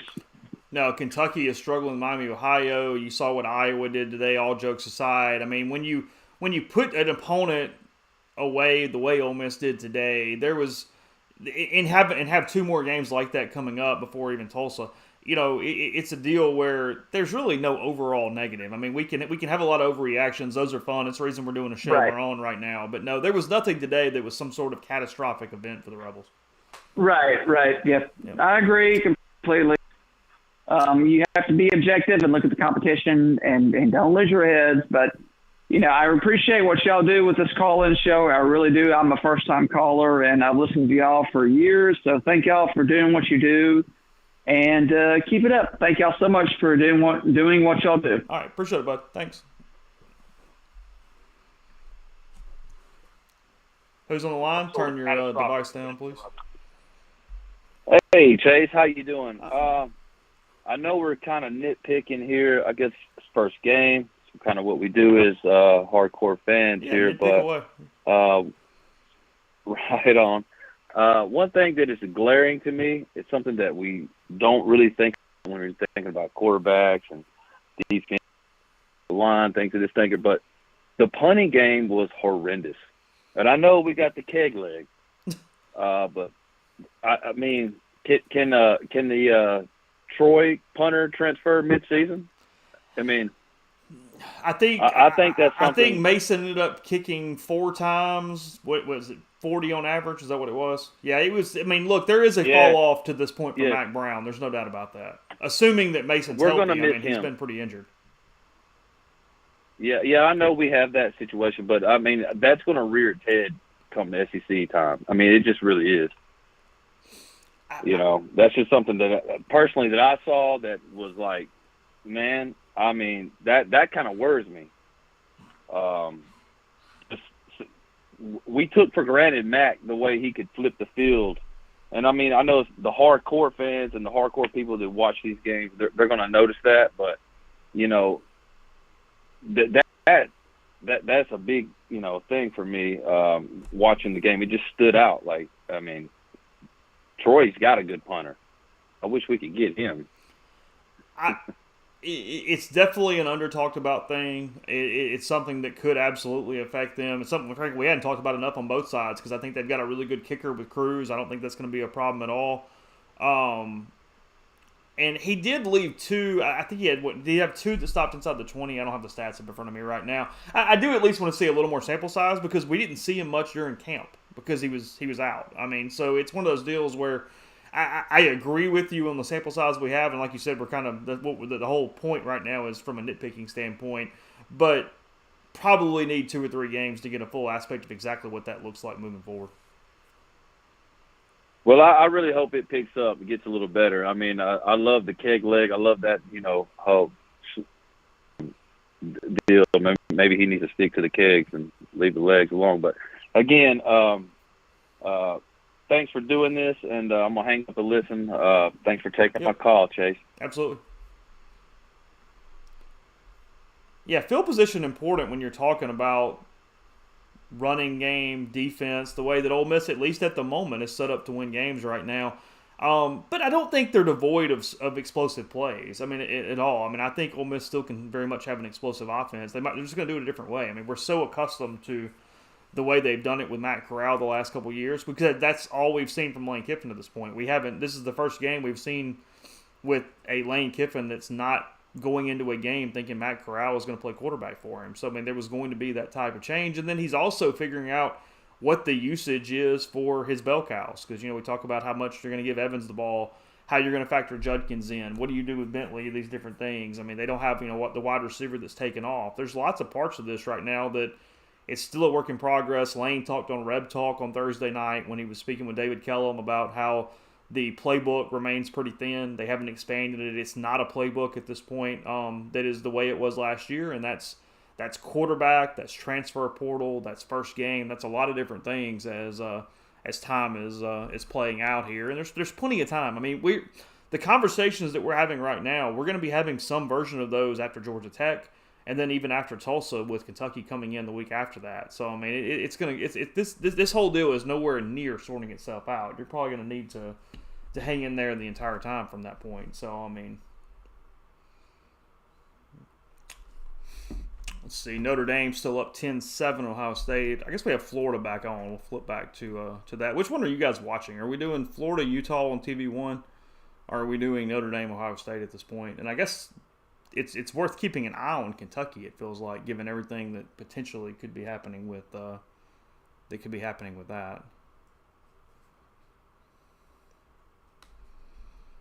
Any of the things we haven't talked about, if you're in the chat, what are some things that we haven't mentioned that kind of stuck out to you today? Because, I mean, it's kind of what happens with these shows a lot. We sort of recycle the talking points a little bit once we get 2 or 3 things on our mind. It's hard to, by the time Monday gets there, I feel like we covered everything. But on these Saturday night shows, we don't always do that. Sometimes it kind of sticks a little bit from talking about quarterbacks or running backs. I mean, just kind of the obvious stuff. Yeah, Notre Dame Ohio State is more interesting at this point. Oh, Kentucky's broken it open, Leif said. Okay, well, we can mark that out. They're on their way against Miami, Ohio. That would have been kind of fun to stay late had that been the case.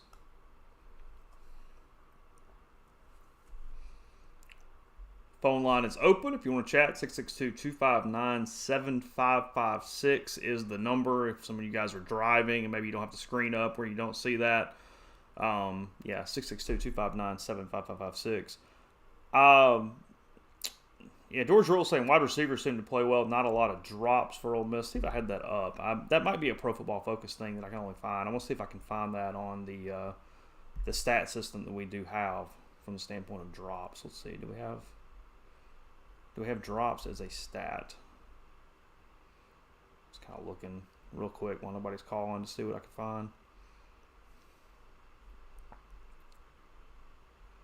I know it's bad pod, as we said, but I still wanted to see if I could locate it. Yeah, I don't have drops on this stat page. I thought I might, but I don't, or at least not that I'm seeing. But I know it'll be on Pro Football Focus. We'll put that out soon. Probably do snap counts. I'm just kind of thinking about it in my head as we're talking. Probably will do snap counts on Monday. Usually, because what happens is they'll do them on Sunday. So the way Pro Football Focus does this is they'll have somebody go in, they'll keep up with all of it, they'll put a report out on Sunday, but then they have a second and a third person go in and check those numbers. And then they'll make sure they're right, they'll verify it, and then sometime late Sunday night, really early Monday morning, they will put it up and they'll do the full slate of stat counts. We'll get those to you. I get asked every season about grades from Pro Football Focus, and we try to be really, really careful with that, because that's that deal where my dog's having a heart attack. So if you're hearing that, I apologize, and he will be done in about 45 seconds, I hope. He's kind of losing his mind right now, but it's okay. I think he'll quit. He thinks we're being invaded if anybody gets anywhere close to the door. It's not a great situation. Yeah, Trig, let's see, I can pull that up. I've got that up here. Trig today, he had, and I'll get back to what I was talking about a second ago. Trig had 4 catches on 7 targets today. Actually, take that back. Ole Miss did not have a drop today. I just now found that stat. There is that stat. Yeah, Trig, 4 catches, 28 yards, no drops, 7 targets. 12 of his 28 yards were after the catch. Evans, 21 of his 22 yards were after the catch. This was on 2 catches. So, yeah, Ole Miss catches 19 passes today with 0 drops. So that is it's kind of interesting there. They really did. They caught the football when they got to it. You know, like I said, I know Henry would definitely want that one back that he missed there. But pretty good day from the Ole Miss side of things from a target and drop standpoint. So what I was saying is the grades are always pretty contentious because I think Pro Football Focus tries really hard to do the grades, but it's a little bit of a strange scoring system because 75 is a good grade. It doesn't necessarily go to 100.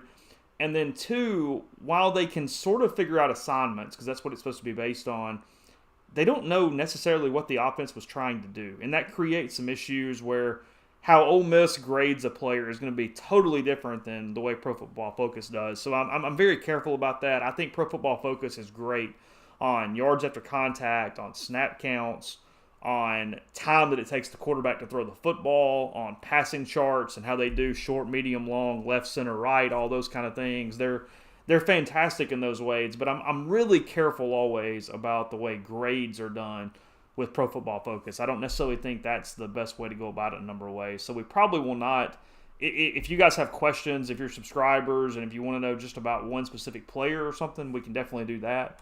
But for the most part, I try not to do those in bulk. It just doesn't make a lot of sense for us. I feel like it creates more problems and more issues than it's worth at that point. So we try to avoid that whenever we can. Ole Miss game, other games, whatever you guys want to talk about. We're still just hanging out. We've only been on for, about 2 hours, about an hour and 45 minutes now that we've been with you. Again, we talked to Jeffrey, Brian, and Neil over the course of the show. Probably we'll put at least the emphasis on the callers up tomorrow as a podcast. There's no reason so if you missed some of that, you don't necessarily go back and do it as YouTube if you want to. You can listen to it from a podcast standpoint. I don't mind doing that tomorrow. We can definitely do that. Colonel asking about stat line and the running backs.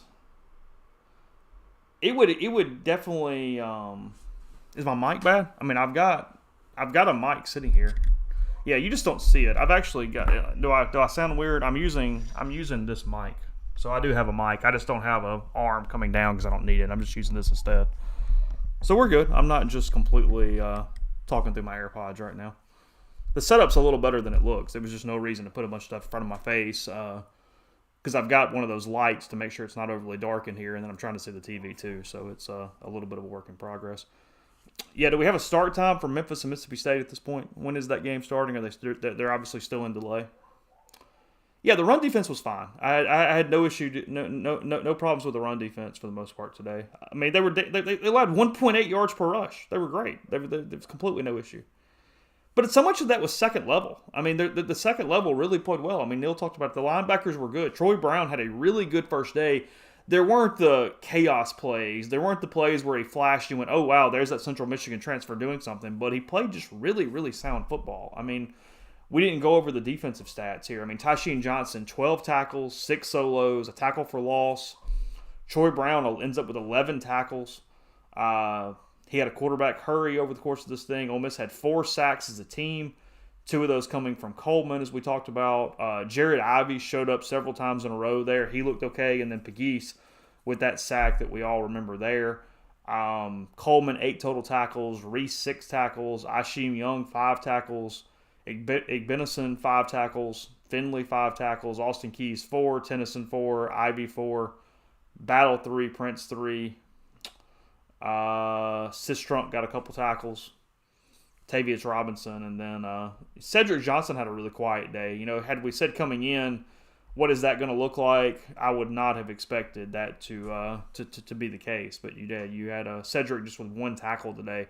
Really didn't show up. But again, I think Troy schemed away from him. I think they did a lot of things to kind of stay away from that side of the field. It opened up some things from for some other people, and then also they were getting the ball out of their hand big time. They were not holding on to the ball. I will check the Troy quarterback's time to release on Monday from Pro Football Focus to kind of see what that looked like.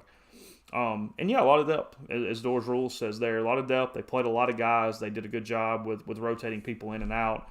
We'll pull those snap counts and see who kind of played what and what that looked like.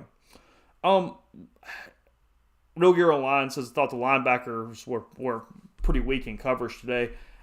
They did play a little weak in coverage, but it was kind of underneath and they tackled. I do think there was some balloon and some umbrella stuff that Ole Miss was definitely not going to try to let them get downfield. Troy was not scheming the ball down the field. And with Troy's wideouts, they probably couldn't hurt Ole Miss a ton, so you probably could have played a little more press. You probably could have played up in their face a little bit more and didn't, but it just didn't matter. Troy did not have the capability there to really hurt you on offense and go down the field multiple times.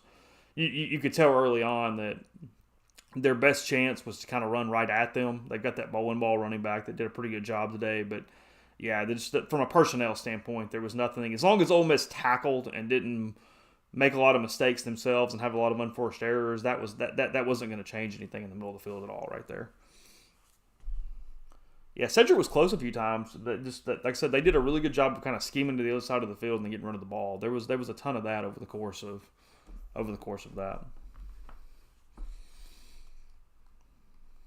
Still hanging on for a little bit. Anybody want to chat, talk on the stream if something you guys want to talk about? Just kind of hanging out here, no big deal. I'll give you a few more minutes. I mean, there's no reason to go unless just nothing comes in. Let's see, we've got back to Utah and Florida. I guess that's our best game along with Ohio State and Notre Dame at this point. Again, especially not having State back on. I'm kind of curious about that game a little bit. It's got a chance to be, I think State covers, but I do have an eye on it. It could be a little closer as time goes on. Yeah, Neil called that one all week. Jay, South Carolina 12, Georgia State 7 at the half right now. That's an interesting game. Conrad 2000 says definitely more speed on D this year, it seems. I agree with that. Yeah, I mean, again, one game.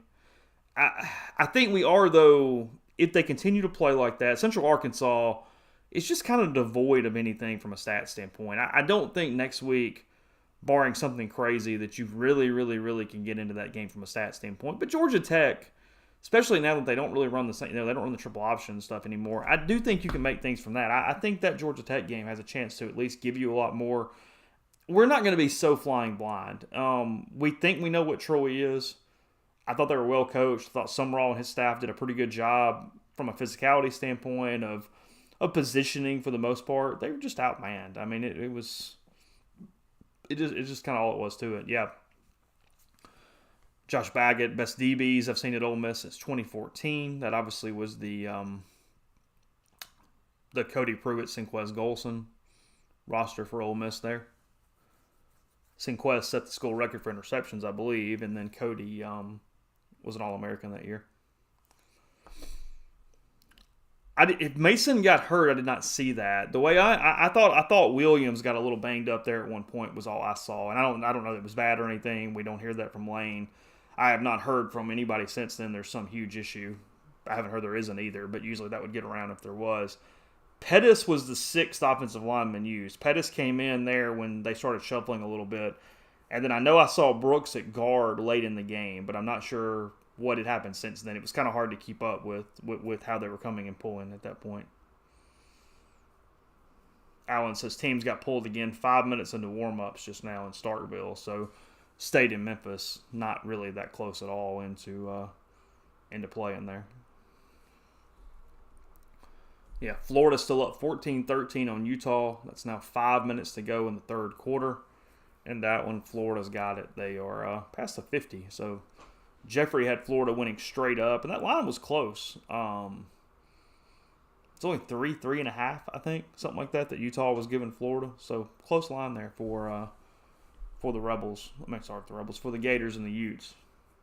And just the Pac-12 laid another egg. I mean, Jeffrey's right. If Utah loses this one, if Florida can beat you, there's a lot of teams in the country that can beat you as well. The way Oregon looked today, I mean, your USC looking how we kind of expect USC from looking until it's just over for the Pac-12 already early on. Because that was a systematic beatdown by Georgia today of the Ducks. I don't know about Realtree jerseys this year. I do know that helmet that we saw on the table, the Realtree white, blue helmet, that will show up at least once this year and maybe twice from everything we're hearing. 2.5 is where the Utah game closed. So, yeah, Utes giving a couple, but right now Florida, it's 4th down, they're punting. And I'm a little behind, too. I use Hulu for my TV, so I'm usually... It would drive Jeffrey crazy the way he does social media and needs Twitter and everything, but I have about a 45-second delay.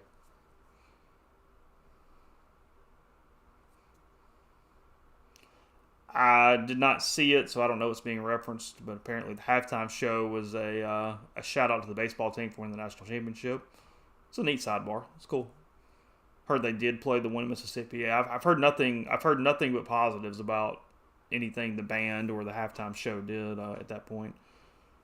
Jay asking who did the hottie toddy today. Somebody answer that one. Who did it?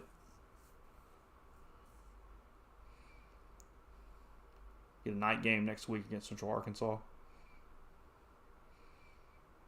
As always, we find out 2 weeks ahead for any game that's not already predetermined. I thought the uniforms were really good today. I like those suits a lot. I mean, I don't like it as well as I do the powder. I don't like it as well as I do the powder on the red on the gray. But I think that would be my 3rd suit today. Probably where I put that thing. Uniforms today would look better with that same helmet stripe on the pants. Well, no, that is true. Yeah, I do think you got to be careful with the stripe on the pants, but a stripe on the pants would definitely help. It would. It's been the one complaint on a pretty good set of uniforms is simply getting the stripes right on maybe another pair of white pants. I think that's absolutely true.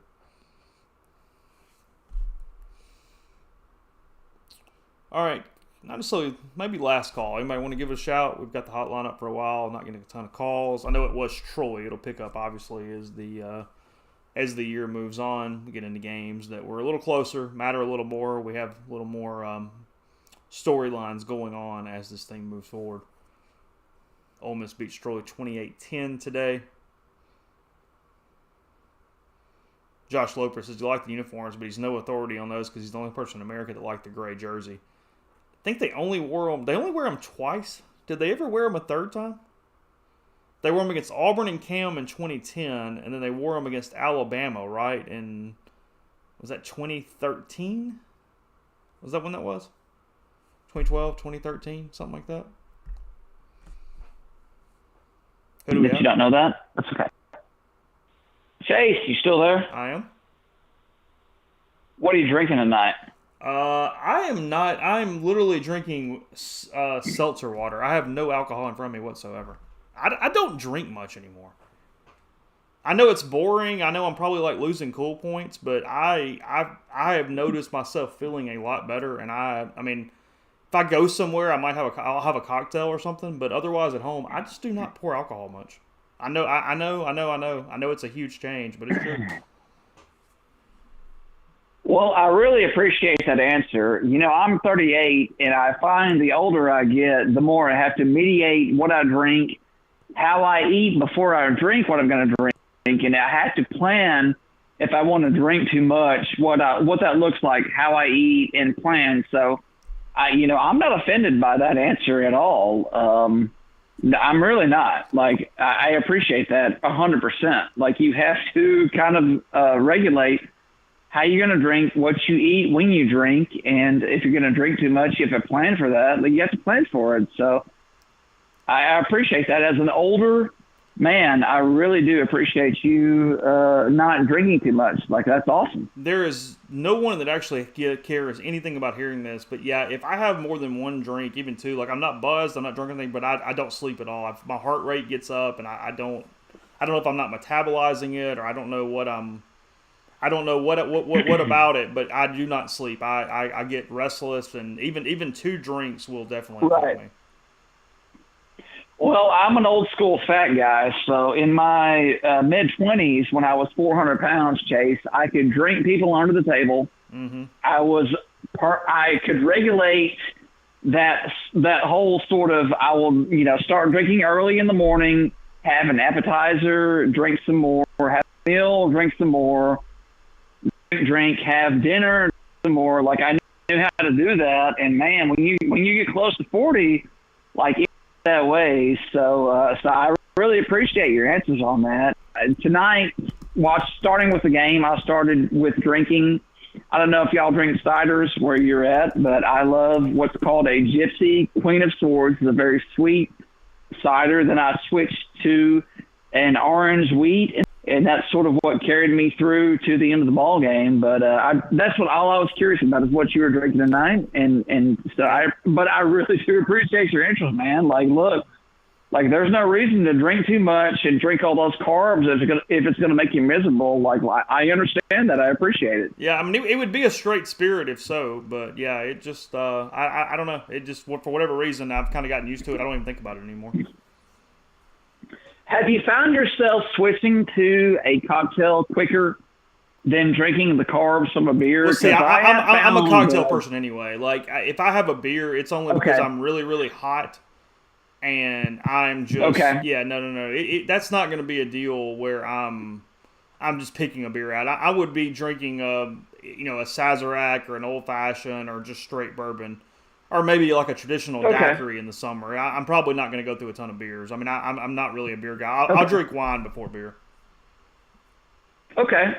And I really do appreciate that. Even I'm a beer drinker, but, even if I go to a place that's got, let's say 80 beers on tap, I don't go in with my eyes like wide open, like crazy. Like, what am I going to do tonight? Like, I know exactly what I'm going to do. I'm going to start with the beer that I want, and if it's a heavy beer, like, work off of that and then graduate to, like, I don't know, like, to me, you work your way through to the final beer, and if you don't have a game plan, well, you've wrecked yourself. Mm-hmm. So I appreciate everything you're saying, Chase. Like, it makes sense to me. Yep, all good. All right, I appreciate you, brother. Yep. Have a good night. Thank you. Thank you.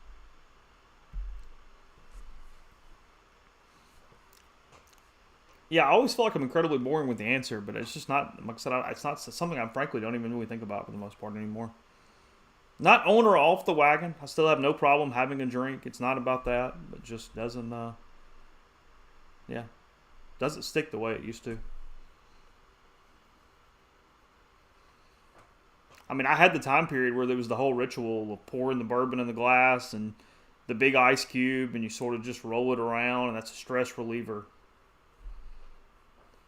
Yeah, Brett says, if you don't like beer, you haven't had good modern craft beer. It's not that I don't like it. I just prefer the other stuff instead. I mean, look, I agree, real. It's definitely not riveting. I mean, I know you're being sarcastic, and you're right. I mean, I'm cool talking to whoever, answering whatever. But, hey, this is y'all's part of the show. I talk about whatever you guys choose. So if it's my alcohol consumption, it just is my alcohol consumption. Really, that's on y'all, not me at this point.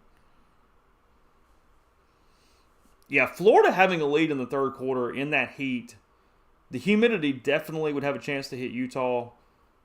As Colonel Rupp said, they're starting to cramp a little bit. It's danger time if Utah does not score a touchdown here or get ahead at least.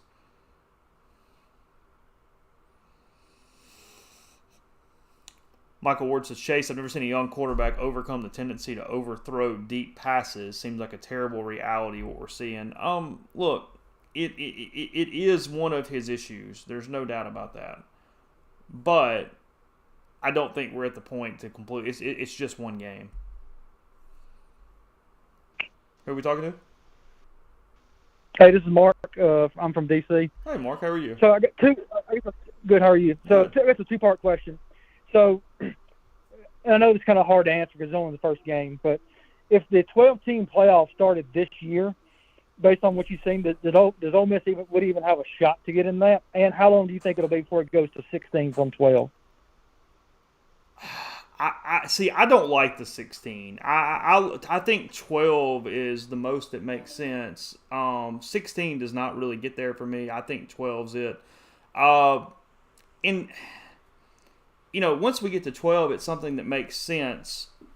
But Ole Miss, to get to 12, Ole Miss has done that before several times at 9 wins. I mean, so it is completely doable. I think Ole Miss could get there's a path to 9-3 for sure.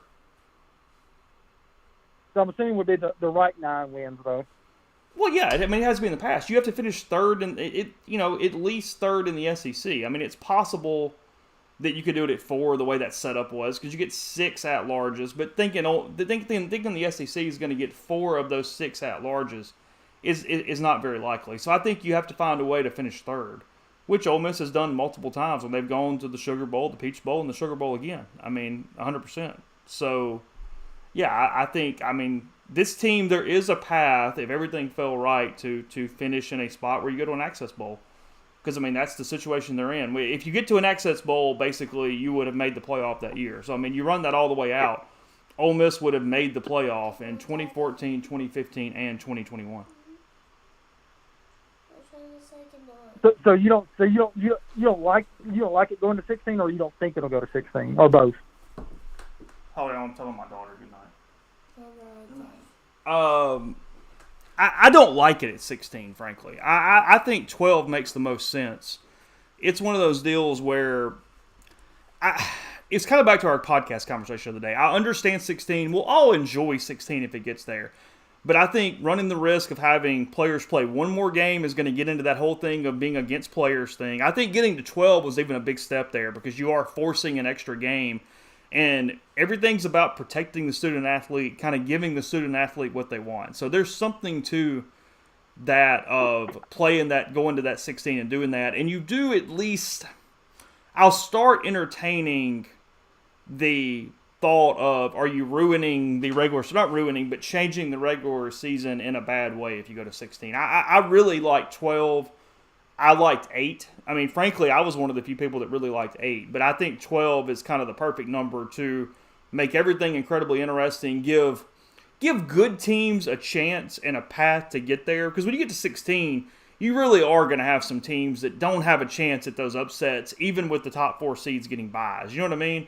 Because as it is right now, 12 can probably beat 5, but 16's not beating 5 probably. Yeah, you do have I guess some outliers. Ole Miss in 14 and 15. They did beat Alabama, and Alabama won the title one of those years. But Ole Miss in those 2 years would have gotten in at 12. They didn't even need the 16.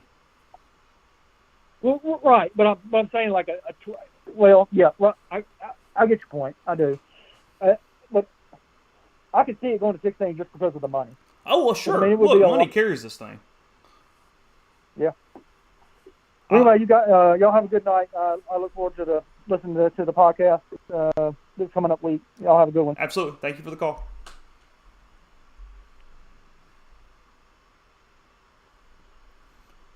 Yeah, look, would I be shocked if it goes to 16? Not even a little bit. Nothing about that would surprise me. I just don't technically like that format. I like 12 a whole lot better.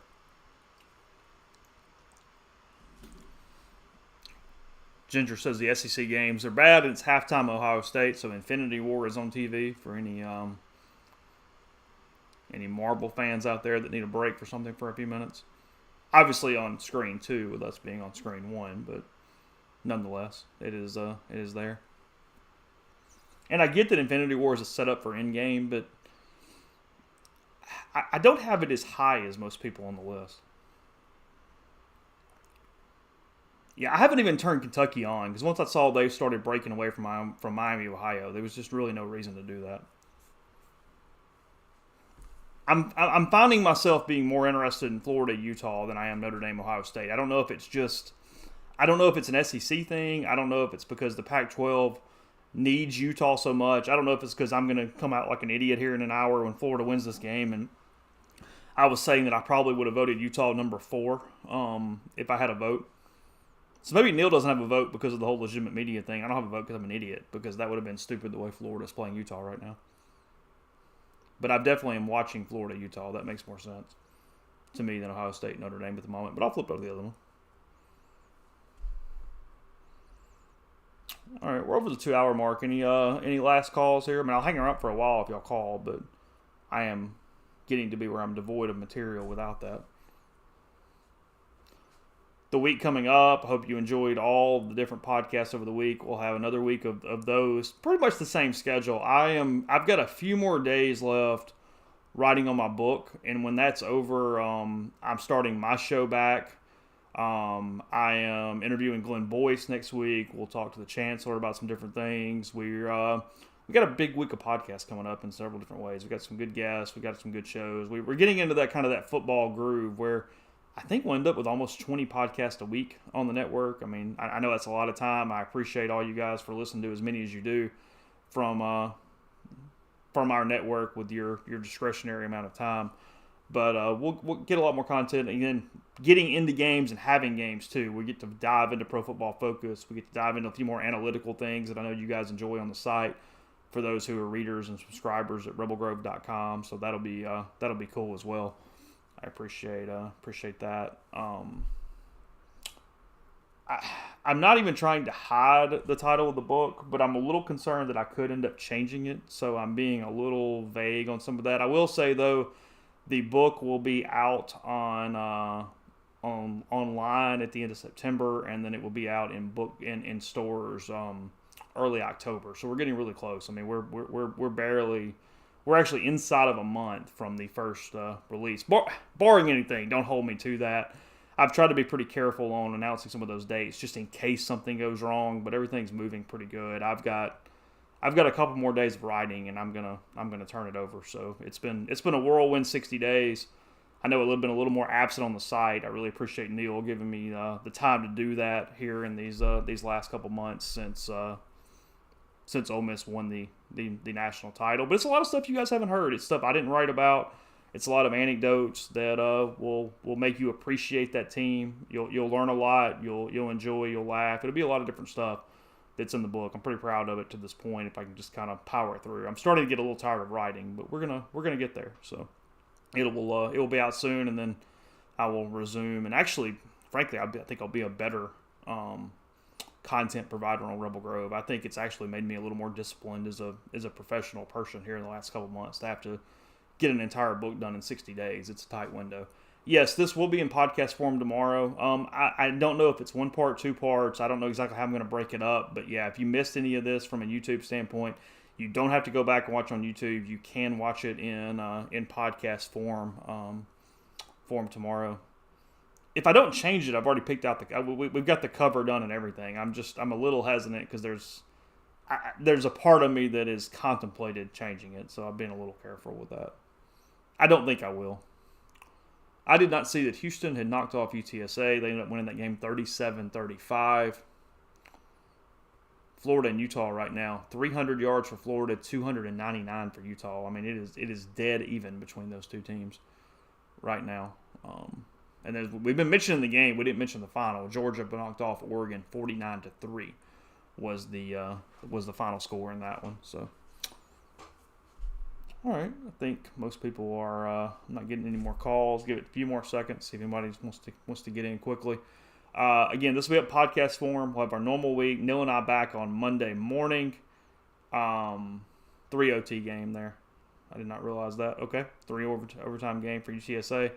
They covered. Hey, great teams cover. We all know that. So UTSA wins even though they didn't win today against Houston. UTSA clearly the class of Conference USA, and then Houston, one of the better group of 5 teams that is out there. Utah now not up on Florida 19-14.